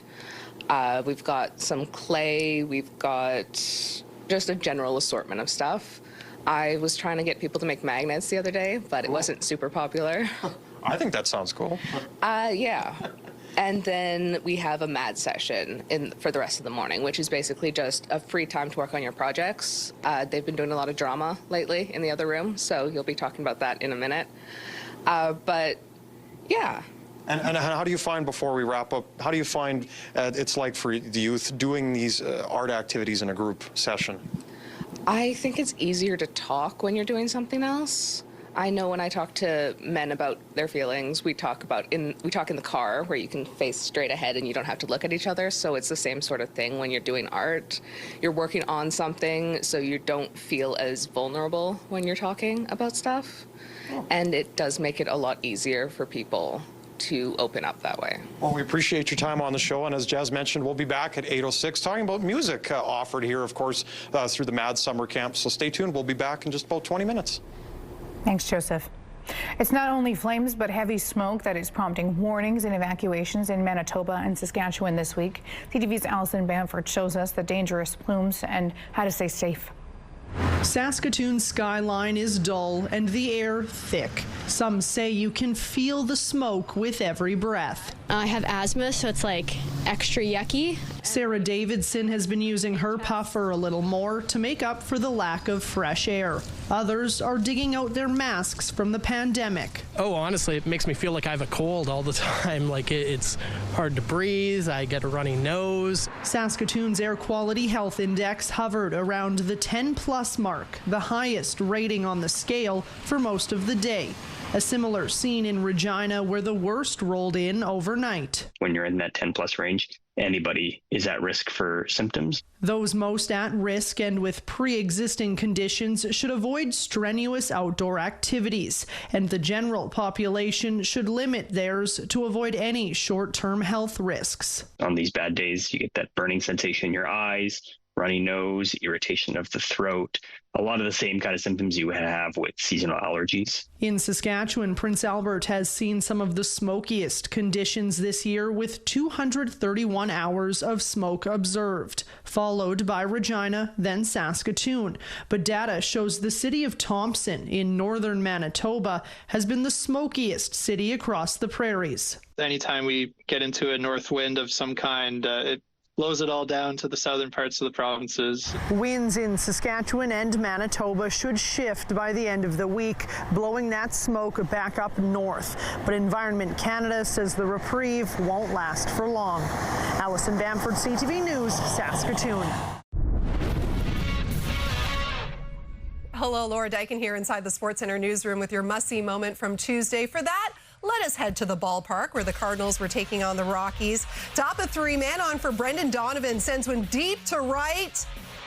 And look at Brendan Doyle, makes the diving grab, then doubles up the runner at first for the inning-ending double play. Not too shabby coming from the worst team in baseball. The Rockies would actually go on to win the game as well. And Doyle earns your must-see moment from Tuesday. Well, today on TSN, we've got the Women's Euro semifinal between Germany and Spain. The winner will play England on Sunday. It all starts just before 2 p.m. Central. That's 1:52 to be exact. You can see it on TSN 1, TSN 4. And that does it for us here inside the SportsCenter newsroom. Have a great rest of the day.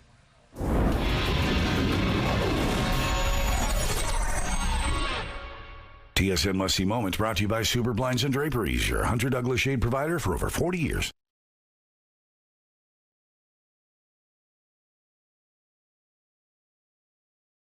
CTV Morning Live Weather brought to you by ABC Fire and Safety, your CO2 refill store. All right, the clouds beginning to clear. The smoke, unfortunately, is not. While it's looking a little bit sunnier and brighter, it's still quite hazy out here this morning. 13 degrees, seasonal temperatures to kick off your morning, but we're going to notice those temperatures increasing and pretty much staying in par with what is normal for temperatures this time of year as we're reaching our expected highs later on today. Those winds, yes, they ushered in the smoke yesterday as they shifted out of the north, and we're still dealing with that north wind on the lighter side, just 4 kilometers per hour out of the north-northwest. The pressure rising and the humidity sitting at 94%. Across parts of southern Manitoba, the possibility of some brief passing shower activity. We saw some overnight here in Winnipeg. I don't think we're likely to see much more today. Instead, plenty of sunshine, and yes, that smoky haze. And the haze will be the only factor, or straight up smoke through central and northern Manitoba. No sign of precipitation. Your temperatures also likely to reach those seasonal values today and tomorrow, mid-20s here in the south, and then it really gets hot as we're looking ahead to the weekend. Thank you, Terry. Winnipeg police are currently investigating a wave of suspicious fires targeting local restaurants. At least 3 eateries have been affected over the past few weeks, with security footage showing break-in attempts to ignite fires. Here to weigh in from the Manitoba Restaurant Association is Executive Director and CEO Sean Jeffrey. Good morning, Sean. Good morning. Thanks for having me. What are you guys seeing? Is it echoing some of the recent acts towards restaurants? Yeah, we've been facing crime challenges in our industry for pretty much since the pandemic. It's been rising quite significantly. In the last 24 months, we've seen pretty close to a 25 to 30% increase in crime here in Manitoba alone, and it's a trend that unfortunately is going in the wrong direction. We're seeing that the type of crime is also changing quite significantly to becoming more aggressive and more detrimental to the business. So that higher level of violent crime, and then obviously the higher level like this of property and damage and vandalism. So when this happens, what does it do for an owner and its staff members to their sense of safety overall? It decimates us. You know, it's not obviously great for our business, but it's also very detrimental to the morale of the business. When you see stuff like this happening in any industry, not just the restaurant industry, it creates a kind of a negative turn on safety, and it's not farther from the truth. It's never been a safer time to go out and eat with all the changes in technology and AI. But the reality is when these kind of things happen, we see a change and a shift away from that hospitality attitude, which is what you go out to eat in a restaurant, to safety and security concerns. So something we're definitely trying to work very hard to kind of change and get back on that positive move towards a fun and an exciting evening out with your family and friends, for sure. And a financial burden as well. One local restaurant being forced to close for 6 months. What sort of financial burden can be placed on a restaurant if they go through this? It can be door closing. It's quite substantial. We have still not recovered from the pandemic. We were put in a significant hole coming out of the pandemic, and a lot of restaurants are still digging out of that hole. So when you see something as detrimental as a long-term closure like that, it can be absolutely door closing. So it's a very tough situation to be put in. It also creates a real big rift in your ability to kind of create momentum to grow your business. So when you have to close and you have those customers who consistently are coming out, and then you see her close for a while, to create that trend to get them to come back out again is quite hard. So again, really trying to work with businesses to make sure that they can kind of get that up and rolling again, and open as soon as possible. And this year you advocated for and saw a crime grant in the provincial budget. What can you say about its implementation, or how, your opinion, it should be implemented? Well, it's stalled kind of currently. We haven't seen any movement on the implementation of that, but what we're looking for specifically for our industry, but mostly for all business, is that creation of both enhancements in safety and security in and around the business, but also really enhancements in education and the use of artificial intelligence to be able to assist with the monitoring and the operation of our business. So using those various trends and the new changes in technology to be able to assist with security in the business, but also making sure that we can assist these operators who have still, not recovered, profit-wise, to assist and invest in their business. Sean, thank you so much for your time. We truly appreciate it. I appreciate you. Take care. Coming up after the break, Mad Camp with Mood Disorders Association Manitoba. Don't go anywhere.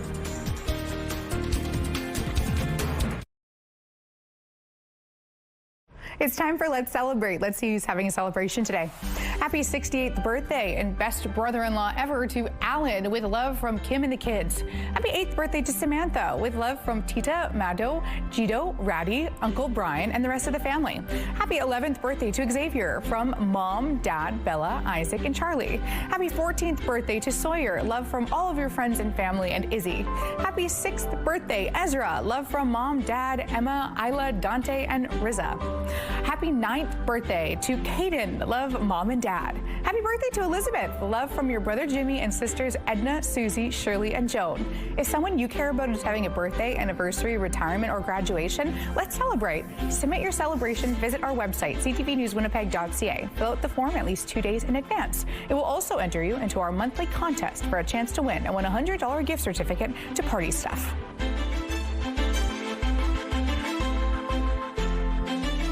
Let's Celebrate, brought to you by Party Stuff, 3 Winnipeg locations and at partystuff.ca.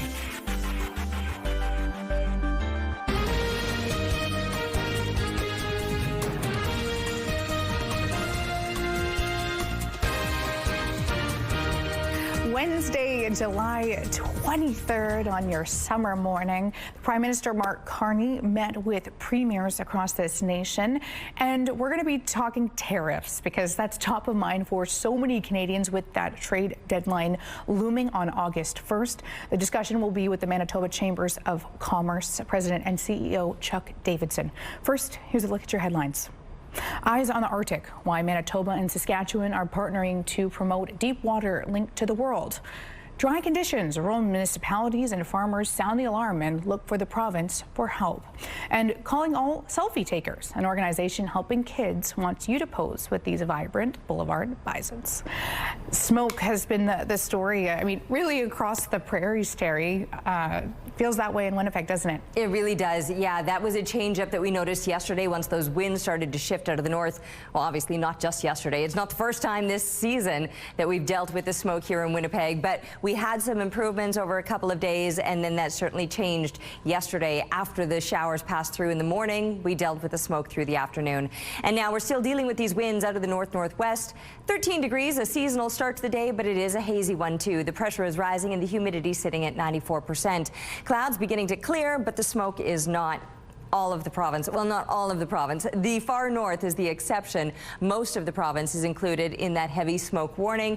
And in fact, yes, a lot of the prairies, as you can see, dealing with that smoke or the slightly downgraded advisory. Now, showers overnight, bringing heavier storms into parts of northwestern Ontario, but a little bit of scattered precipitation possibly to make an appearance through maybe parts of the southwest. Whereas central northern Manitoba, it'll likely just remain dry and smoky.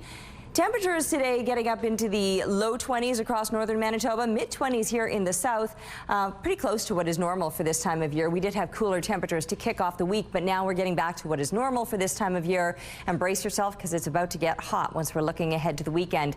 The next couple of days will be mid-20s, and we might start to notice a slight improvement with the smoke or the haze when tomorrow those winds are expected to shift out of the south. So we can keep our fingers crossed that we do get that improvement there. And then, yes, the temperature is ramping up. We've got a hot weekend ahead. And our art today, we have nothing to show you, but if you want to send us some, then maybe I'll have something to show you tomorrow. You can email your picture to winnipegweather@ctv.ca. Thanks for that, Terry. Manitoba and Saskatchewan have agreed to work together to increase trade through the port of Churchill on Hudson Bay. Manitoba Premier Wab Kinew has been touting increased exports through Churchill as a way to diversify trade and become less reliant on the United States. The agreement signed on Tuesday includes Arctic Gateway Group, which owns the port, and the rail line that leads to it. Under the 5-year agreement, the company will expand freight capacity and lengthen the shipping season. The Saskatchewan government will mobilize commodity producers and exporters to send more goods through the port. And Manitoba will try to secure federal infrastructure funding and regulatory support. It's been a dry, hot summer in Manitoba, and some areas are in a severe drought. Now, municipalities in the Interlake are triggering states of emergency and agricultural disaster in response. We had a severe drought here, I think it was 4 years ago. That was the worst anybody had ever seen, and I would say this is number 2 probably. Lyle Thorgilson relies on crops like corn to feed his herd of cattle, and most years there's plenty to go around. But the Lundar area farmer says drought conditions this year are threatening his livelihood. He says the lack of rain has also impacted his oat fields and his hay crops. This all means less food for his cattle over the winter.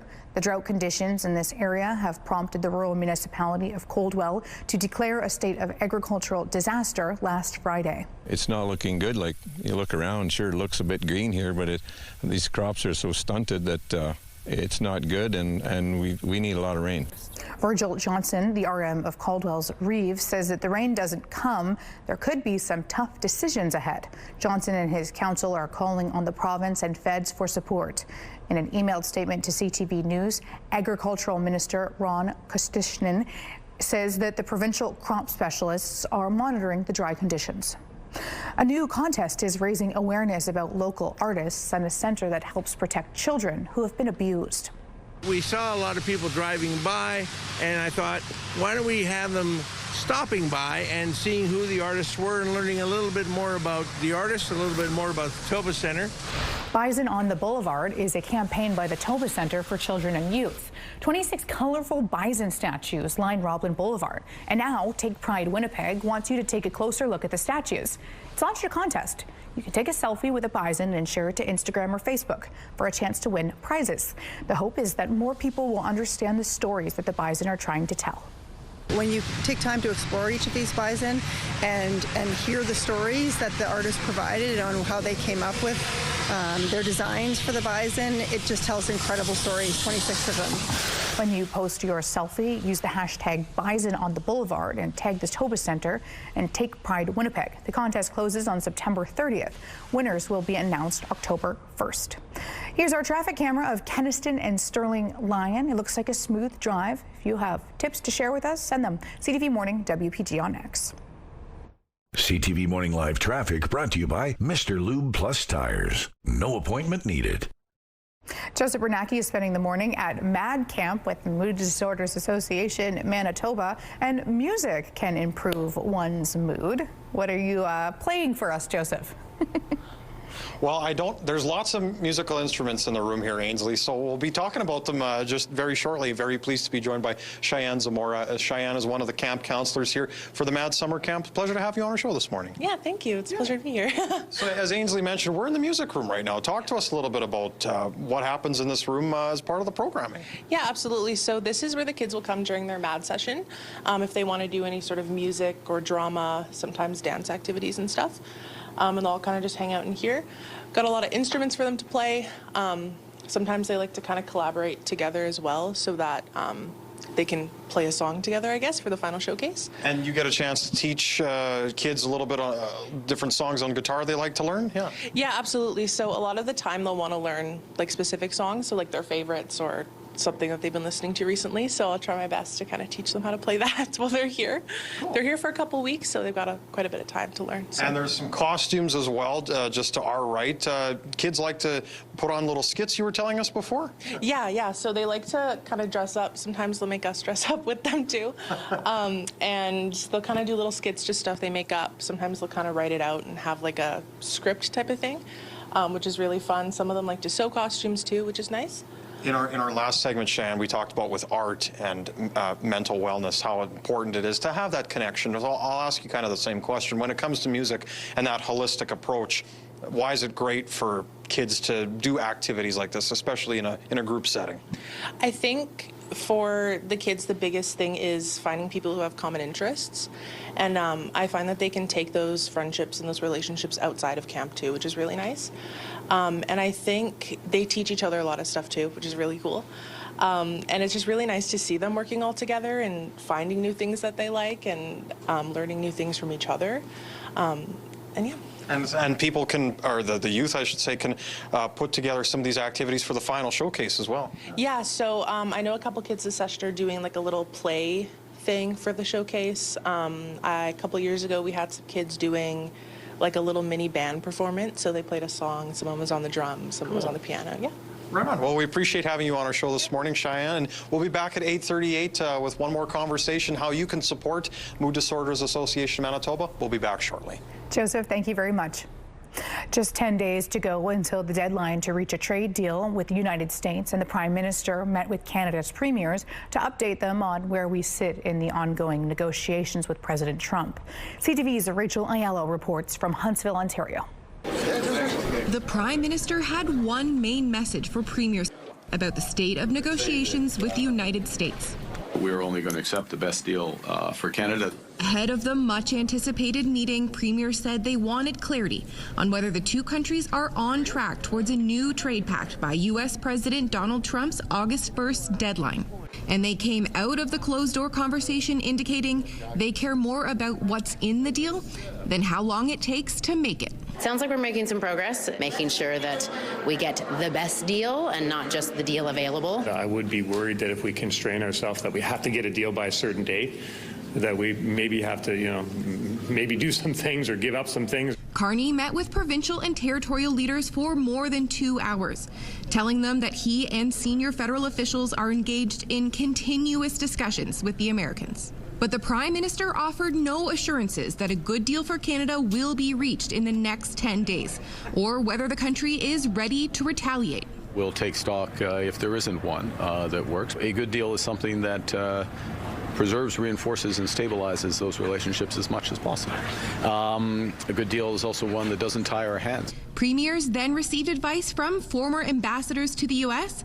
about next steps. There's one thing we can thank President Trump for, is getting us moving. Ford called Trump hard to deal with, but said there was consensus around the table that Carney is giving it everything he can. And when the premiers resume their talks, they'll keep strategizing ways to strengthen Canada's position and support affected industries should tariffs linger. Rachel Aiello, CTV News, Huntsville, Ontario. All right, we're looking now through the Bathfitter Live Eye. Bathfitter, your bath and shower experts for more than 40 years. Looking outside, you can see that haze. It got ushered in yesterday with winds that shifted out of the north after those morning showers. And then we dealt with the smoke through the afternoon and evening. Now we're waking up to the smoke once again. We were also waking up to seasonal temperatures. We were at 13 degrees, but now starting to make some gains. Slightly a little more sunshine now, and it is starting to make its way out from behind the clouds that were lingering from the morning showers. 16 is where we're now sitting. That's where Brandon is sitting as well. Melita joins us there. So too does Sprague. Some 15s showing up, or even a couple of 17s. Overall, mid-teens is where most of southern Manitoba is currently sitting. That's pretty much where most of northern Manitoba is sitting as well, or the low teens. 13 degrees at the moment in Lynn Lake, Thompson, and just a little bit cooler in Churchill, 11 degrees right now. It's that most northern stretch where the air quality is the purest or the best. Most of us remain under that heavy smoke warning. If you're not under the warning, parts of northwestern Ontario under that statement or advisory. But either way, it's not exactly a clear, fresh smelling day. There is a little bit of that haze, which will likely linger until those winds shift. There you can see the showers that passed through this morning moving off into parts of northwestern Ontario. A little more lingering activity through parts of the southwest today. As far as the temperatures go throughout the day today, most of us will be seeing seasonal values. It started out a little bit cool this week. Now we're getting back to normal again. So midday temperatures, high teens and low 20s, depending where you are in the province, and then making it up into the mid 20s here in the south, and low 20s expected across much of northern Manitoba. But those temperatures will be on the rise as we're looking ahead to the weekend. We got a couple of mid-20 days, maybe some improvement with south winds tomorrow, so we might get some slightly cleaner air before those temperatures skyrocket this weekend. We're taking a break right now, but stick around. We'll be back in just a moment with more CTV Morning Live. While an answer on what a trade deal looks like and when it could be finalized is unclear, what we do know is how Trump and his counterparts feel about trying to negotiate during our Canada Strong era. Here's CTV's Abigail Beeman with more. There are reasons why the president and some of his team refer to Canada as being mean and nasty to deal with. Speaking at the Pacific Northwest Economic Region Summit Monday, U.S. Ambassador to Canada Pete Hoekstra offered these examples. Canadians staying home, that's their business. You know, I don't like it, but if that's what they want to do, it's fine.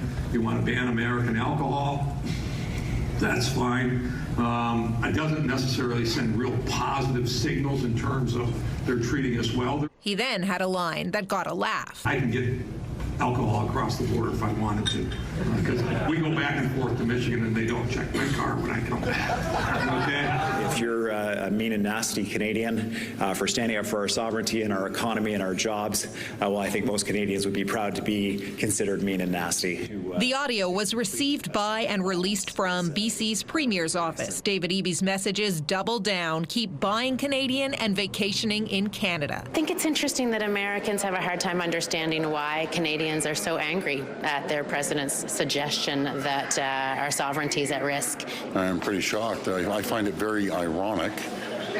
President Trump is calling us mean.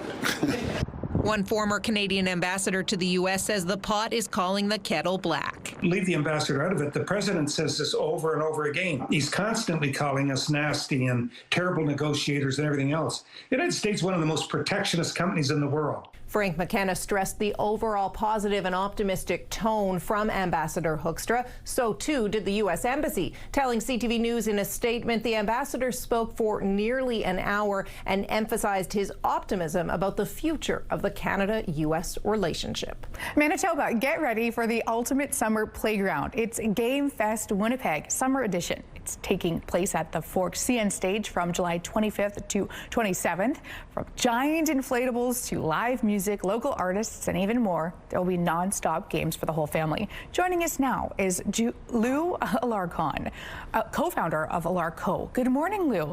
Good morning. How are you? Good. Okay, tell us about Game Fest. Yes, it is Manitoba's ultimate summer fun for the whole family, and you basically said it already. We're so excited to be able to bring this back to Winnipeg for the summer edition. So there's going to be, like you said, giant inflatables for the whole family, for kids and adults, a pop-up market, live entertainment, circus show featuring Sarah Teakle, magic show featuring Mr. Richard. So there's lots of things, as well as global flavors from different food trucks, food vendors. So we're just so excited to be able to do that for Winnipeg. Well, what are some of the foods? You brought up food. I like food. Yeah, what are some of the trucks? Yes. So there's about 14 food trucks, okay. As well as 20 different kinds of food vendors. So from lobster roll to mini donuts to Filipino barbecue, you name it, we probably have it, something. Yeah. And why did you guys want to put this on? So I never really got to experience this as a kid. So this is why Lynn and I are putting this on. Lynn is my the co-founder of Alarco as well. And we also wanted to bring back the joy of play for families, for people, for the whole city actually, and really shine a light on local businesses, local artists. So yeah, that's been our goal. And I understand that you've given away some tickets too. So why make it more accessible? Why is the accessibility of an event like this important as well? It's incredibly important. It has to be inclusive. It has to be diverse. And of course, not everyone can afford to go to Hawaii or to Disneyland. So we're hoping to bring a little bit of fun to Winnipeg. Winnipeg's a great city and we deserve great things. And you mentioned play, but I've seen Sarah Teakle as well. Great for the adults as well. Yes. So if I'm coming in, whether as a child or an adult, will there be something for both? Exactly. Yes, absolutely. The giant inflatables even can be played on by kids and adults. These are giants, so we're not talking like little bouncy birthday, castles. You meant giant. Yes, like when you said giants. Yes, exactly. So literally, kids and adults can play on it. So there is something for everyone, and yeah, I hope people do come out this weekend. If someone hasn't been and they're either looking to support or they're looking to come for a good time, what's your best recommendation for a first-timer? For a first-timer, well, first of all, they need to visit our website, gogamefest.com, and it's important to just kind of look around. It is free entry, so you can wander around, support the food truck, support the pop-up market, and if you want to play, that's when you pay, so it's pay to play.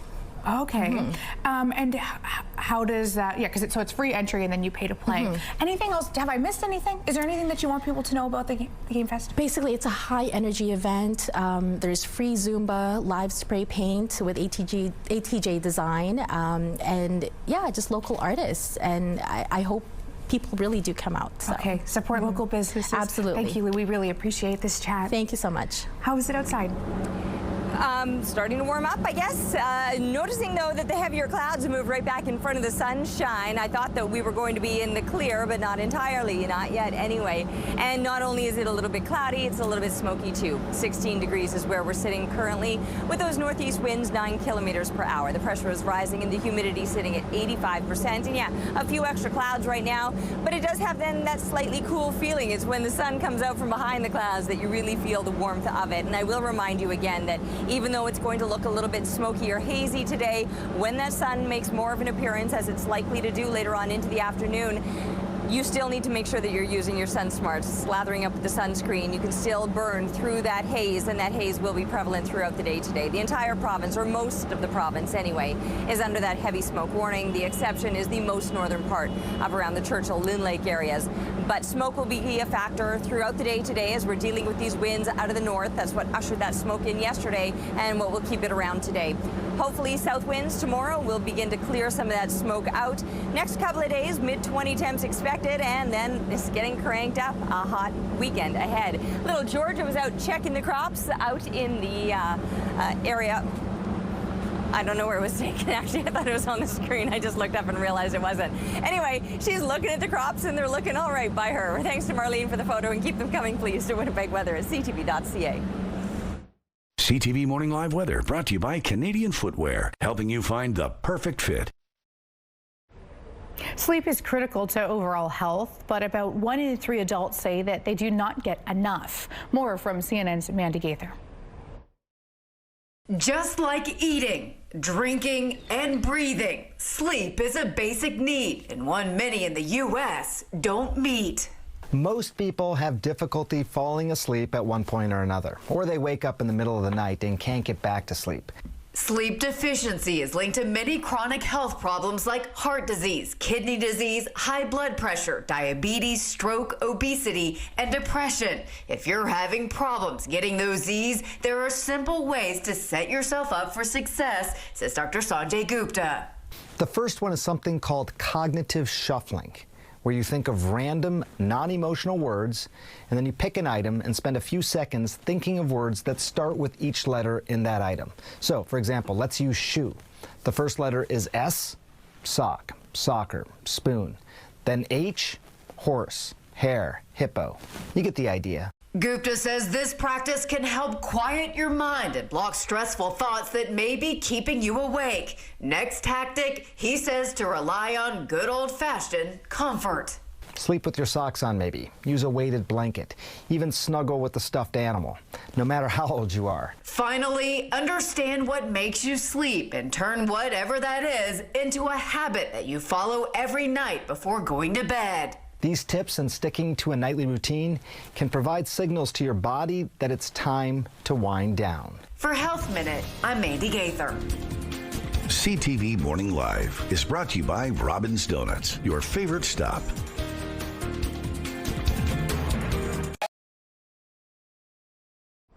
A critical deadline is looming in Canada-U.S. trade negotiations, and this week, Prime Minister Mark Carney met with premiers in Ontario to provide an urgent update. The talks come after U.S. President Donald Trump signaled a potential 35% tariff on products that aren't eligible for free trade under the USMCA agreement, the deal between Canada, the U.S., and Mexico. With the deadline for a new trade deal pushed to August 1st, many businesses are watching closely. Joining us this morning is Chuck Davidson, President and CEO of the Manitoba Chambers of Commerce. Thank you for being here, Chuck. Good morning, Ainsley. Well, Manitobans want to know, what do these talks mean for our province? Well, I think in the long term, and I think there's no question about this, is that we've had a long-standing trade relationship with the U.S. It's been decades it's been in place. And I think what we're looking for is how do we gain some of that certainty that we had in the past back? And I think these conversations that are going on, there is a level of urgency to them. Obviously, there's that August 1st deadline. But at the same time, I think it's more important that we get a good deal for not only Manitobans, but for Canadian businesses. And that's really the signal that I think came out yesterday from the Prime Minister and the Premiers. I think they're very much aligned that let's get a good deal on this, but there are impacts of this. When we're looking at some of the numbers in terms of how has Manitoba been impacted as a result of this, Manitoba Bureau of Statistics put out some numbers recently in May that looked at, what was the decrease of Manitoba exports year over year, and the decrease for Manitoba was about 9%. And so that's a significant dollar figure when you're looking in terms of, we're talking billions of dollars that are impacted there. And specifically, you saw a decrease of 15% between Manitoba and United States. The one good thing, though, is that we are picking up in terms of exports to other countries, which is exactly what we've talked about as well, is how do we lessen our reliance on the U.S., how do we do more trade within our own country, and how do we look at some of those new export partners that we can do business with. So while we're focused on that deadline, the relationship with the U.S. is not going to go away. How can we also look at other opportunities for Manitoba businesses? Yeah, well, it's apparent this is already happening.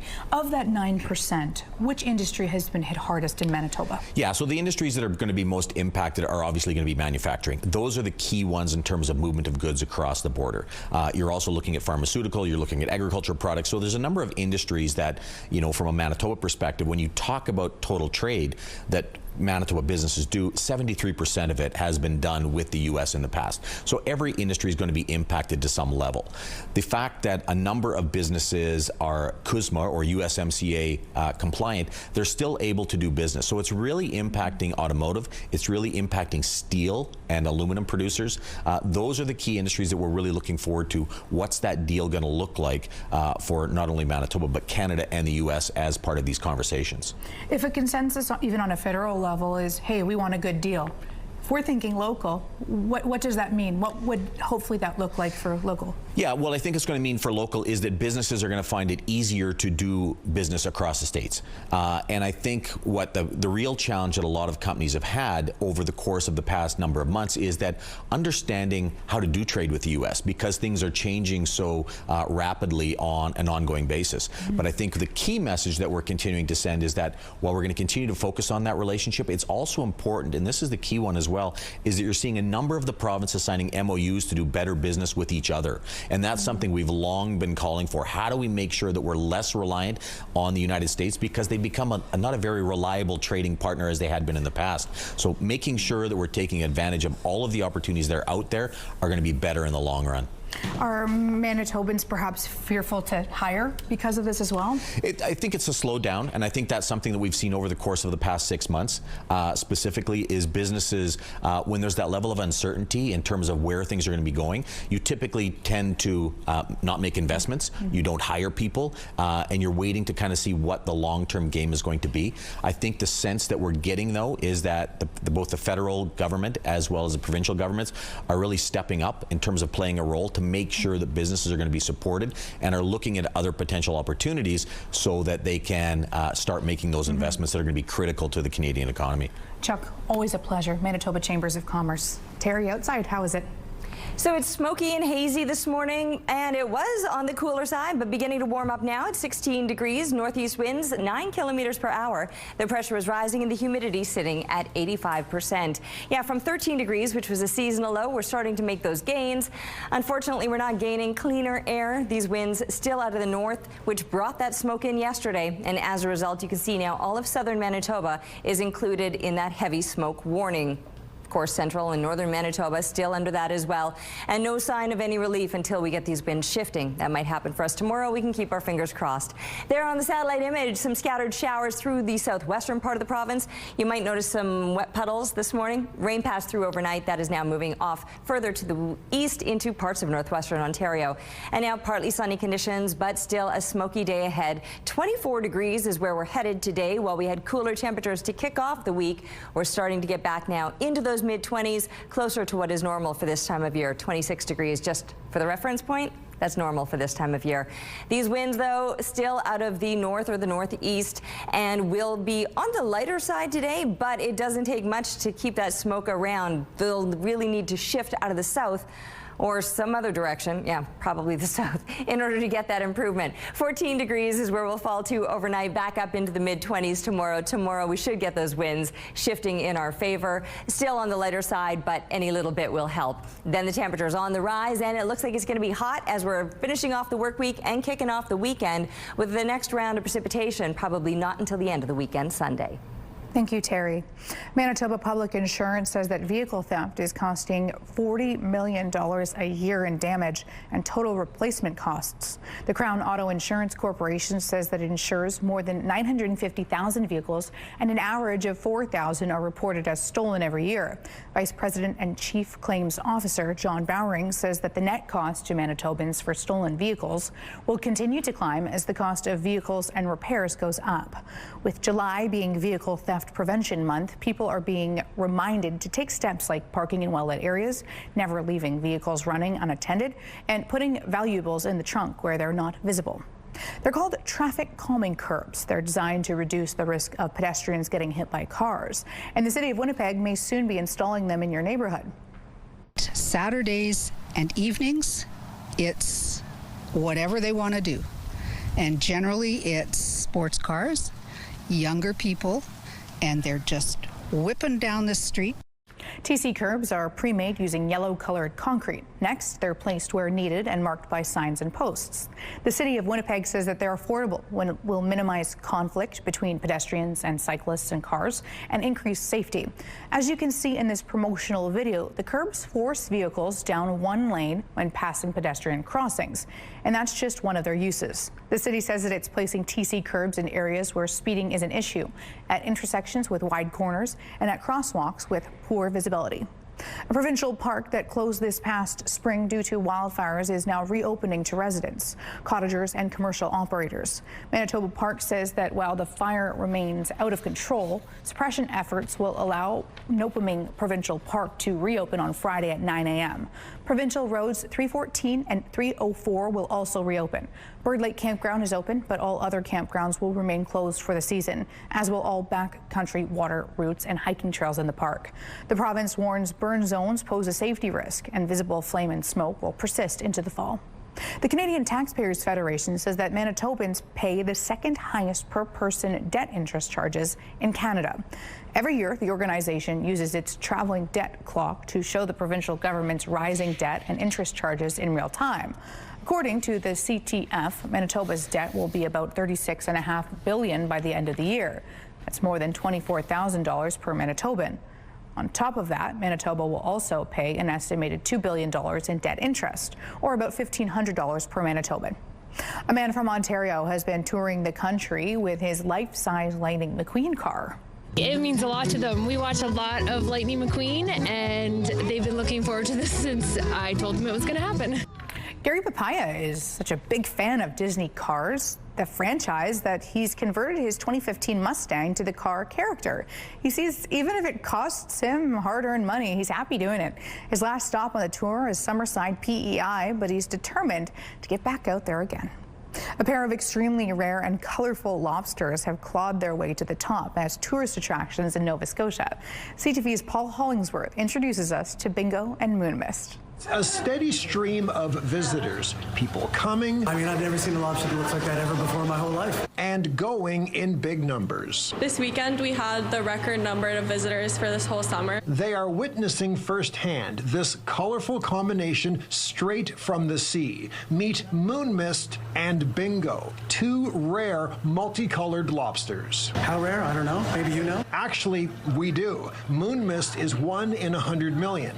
Bingo is 1 in 50 million. I'd seen like blue lobsters before, but I'd never seen one like Bingo that was split like perfectly down the tail, two different colors. What do they call it? Bingo is named after a character in a children's TV show. Moon Mist resembles the color of Moon Mist ice cream, so the name stuck. It's a classic Nova Scotia ice cream. Both lobsters were caught by local fishermen and donated to this facility by a seafood store. They have quickly become a major attraction, a draw for people to visit the Dartmouth side of Halifax Harbor during the busy summer season. They can go and visit the lobsters and the touch tank and see what's in the sea around us, and then they'll hopefully stop for an ice cream or lunch in downtown Dartmouth. Moon Mist and Bingo are here for a good time, but not a long time. They will be released back into the ocean at the end of the holiday weekend on August 4th.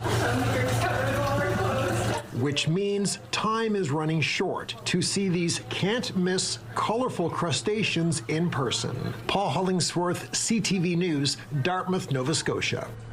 Here's a look at Donald Street. No traffic delays, stalls, or crashes that CTV Morning Live has been told about. CTV Morning WPG on X. Taking a look at your gas prices, the Canadian average stands at $1.36. The provincial average is lowered $1.30. And in Winnipeg, the average is $1.29. The lowest price in the city, $1.19. All this information at gasbuddy.com. Price at the pump brought to you by kidneycard.ca. Get a free tow and a tax receipt for value of your car. It's so critical that we're supporting our youth and our teen community with mental health challenges. Mood Disorders Manitoba does just that through their MAD Camp. That's where Joseph is this morning. Thanks, Ainsley. Yeah, good morning, Manitoba. It's been a great morning spending time with the Mood Disorders Association of Manitoba. Rita Chahal joins us again. Thank you so much for being our host and having some important conversations this morning. It was our pleasure to be here, for you to be here, and we do this every year. So thank you, CTV. Yeah, no, it's our pleasure. So talk to us, Rita, about funding for the youth program, summer camp, how this is all possible. Well, the generosity of Manitobans is what makes it possible. United Way is our primary funder for our youth program, which, you know, again, throughout the year we have various things that we do for the youth in terms of peer support. But specifically for the camp, we do have to raise funds.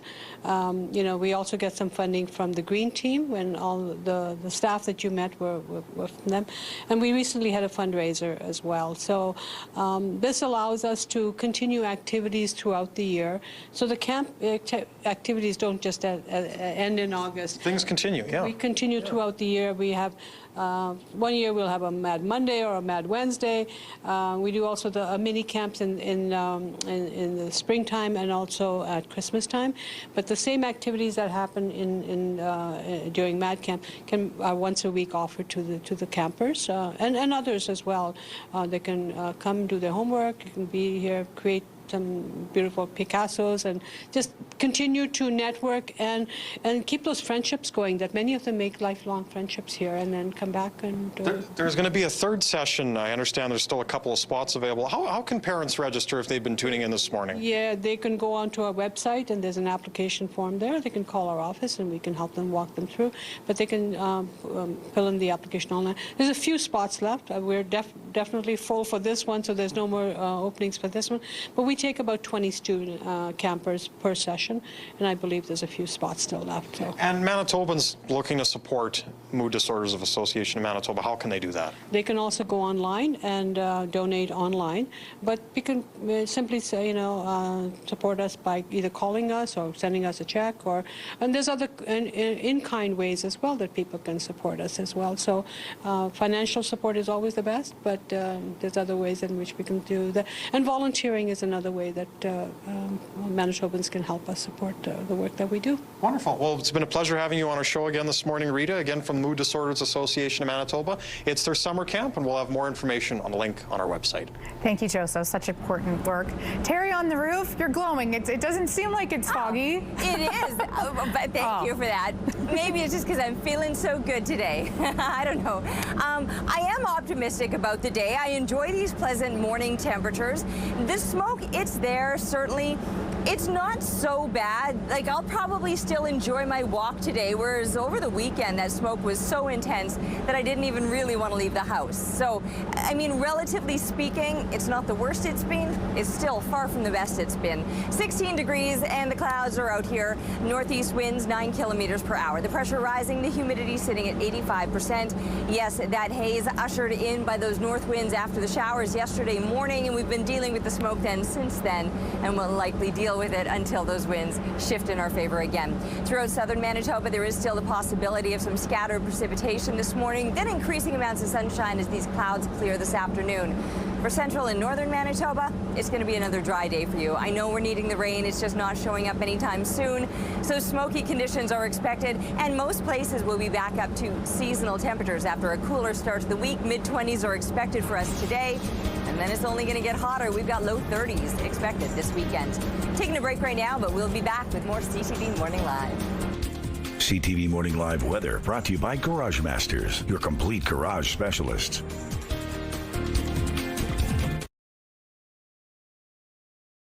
Have a news tip? When you see news happening, let CTV News Winnipeg know. Text your tips, pictures, and videos to 10400. That's 10400. Message and data rates may apply. It's 8:45. It's not only flames, but heavy smoke that is prompting warnings and evacuations in Saskatchewan and Manitoba this week. CTV's Alison Bamford shows us the dangerous plumes and how to stay safe. Saskatoon's skyline is dull and the air thick. Some say you can feel the smoke with every breath. I have asthma, so it's like extra yucky. Sarah Davidson has been using her puffer a little more to make up for the lack of fresh air. Others are digging out their masks from the pandemic. Oh, honestly, it makes me feel like I have a cold all the time. Like it's hard to breathe. I get a runny nose. Saskatoon's Air Quality Health Index hovered around the 10+ mark, the highest rating on the scale for most of the day. A similar scene in Regina, where the worst rolled in overnight. When you're in that 10+ range, anybody is at risk for symptoms. Those most at risk and with pre-existing conditions should avoid strenuous outdoor activities, and the general population should limit theirs to avoid any short-term health risks. On these bad days, you get that burning sensation in your eyes, runny nose, irritation of the throat, a lot of the same kind of symptoms you have with seasonal allergies. In Saskatchewan, Prince Albert has seen some of the smokiest conditions this year, with 231 hours of smoke observed, followed by Regina, then Saskatoon. But data shows the city of Thompson in northern Manitoba has been the smokiest city across the prairies. Anytime we get into a north wind of some kind, it blows it all down to the southern parts of the provinces. Winds in Saskatchewan and Manitoba should shift by the end of the week, blowing that smoke back up north. But Environment Canada says the reprieve won't last for long. Allison Bamford, CTV News, Saskatoon. Get ready for a night of color, culture, and community. The Thirsty Lion Tavern is hosting the Vive Ecuador Culture Fundraiser, a celebration of Ecuadorian music, food, tradition, and all of it is for an incredible cause. Joining me now are organizers Delia Vargas and Samira Cisneros. Good morning to both of you. Good morning. Okay, Thank you so much for having us. Thank you for being here. I can't wait to hear about this. I'll start with you, Delia. What can we expect? Wow, we'll have a very fun event with color, delicious food from Ecuador. You will taste a little bit of our culture. It's really vibrant event. Okay, the food's got to be vibrant too. I think I've had some of the food as well. What are some favorites on the menu? Well, we have fish with coconut sauce. It's very traditional from the coast of Ecuador. And we also have an Ecuadorian style stew from like chicken that we really love too. So we have like these specials that I don't think we've ever had in the menu here in Winnipeg, so it's pretty special. Yeah, and also on the kids menu we have a very traditional, we really like to eat fries with fried sausages, so that's also very traditional. It's on the menu too. Okay, I would have that for breakfast. And maybe it's just because it's 8:30 in the morning. Yeah. When it comes to the performances, vibrancy, color, all of that can be seen through Ecuadorian movement. What is on the lineup? So we'll have our dance group performing the Andes tradition. It's a dance, and then we'll have for the first time the coast dance. So it will be very fun. That's the first time. How do those differ? Well, they have different costumes at first, so it's already like a different visual that you get. And also the music is different. The sounds of the coast are more tropical, I would say. So there's a lot of surprises coming with that. It's the first time that they will be performing with that presentation specifically. And giving back to the Ecuadorian community as well, how is this being done? Well, we are a young community. We were established in 2021, and we are having 5 programs like sports, club reading. We have a program called Grandfather. We have a program with dance and your band. Where do these programs happen? Well, they happen all throughout the city. We don't have a specific location as of yet, but we do get together in many different places. So yeah, our goal is to support the Ecuadorian community who's coming here and also sharing the culture with the community that we now live in. Well, that's a part of it too, because I'm thinking about the food, I'm thinking about the dance. What else about the culture that are you hoping to share with perhaps non-Ecuadorian folks? Well, we'll have our culture by the performance itself, and also Ecuadorian people, we are very friendly. So people could expect welcoming environment there. What do you want people to know about this event, that either about the group and its programming or the event that's coming up? Well, I would say all of our programs, and most of them, are free or on a low-cost basis for the community. So we really want to get the word out and have people join us, not only to get to know our culture, but also to be able to support us and all the programs that we have. Our youth band and our performers of like this event, they will be showcasing their work, and they are part of those groups that are funded by our association and also by the efforts of people who are donating to us. So we would love to have people join us. Oh, couldn't sound like a better event. Food, culture, and dance. Thank you guys so much for it. Thank you for having us. Yeah, that does sound like a good time for sure. All right, outside this morning, you can see still a little bit of that haze lingering. 16 degrees. We've warmed up from our coolest temperature of 13, which, by the way, is a seasonal start to the morning, so nothing wrong with where the temps are sitting. Northeast winds, that's the issue. Anything out of the north, northeast, northwest, it's going to be ushering in more of that smoke, as we noticed through the afternoon yesterday. The winds are on the lighter side, just 9 clicks, with the pressure rising and the humidity at 85%. But yes, that smoke started to increase throughout the afternoon yesterday, and now the smoke warnings include all of southern Manitoba. The only stretch of Manitoba not included is the very far north, but you can see off to the west and off to the east that smoke is a factor. Some scattered showers still possibly through the morning hours, but then after that, sky clearing out. No, the clouds clearing out. The smoke may not clear until tomorrow when we get those winds shifting out of the south. Mid-20 temperatures both today and tomorrow, pretty much what is normal for this time of year, 26 being a seasonal daytime high, but we'll be surpassing that as we look ahead to the weekend. A lot more heat coming our way up into the low 30s, and then maybe another round of precipitation as we're wrapping up the weekend Sunday. We're taking a break right now, but we'll be back with more CTV Morning Live. Rooftop arrangements provided by Lacoste Garden Center. Salon services provided by Essentique Spa Salon. Terry and I have been talking about breakfast, and I'm exceptionally hungry. So look at this cute video involving breakfast. That's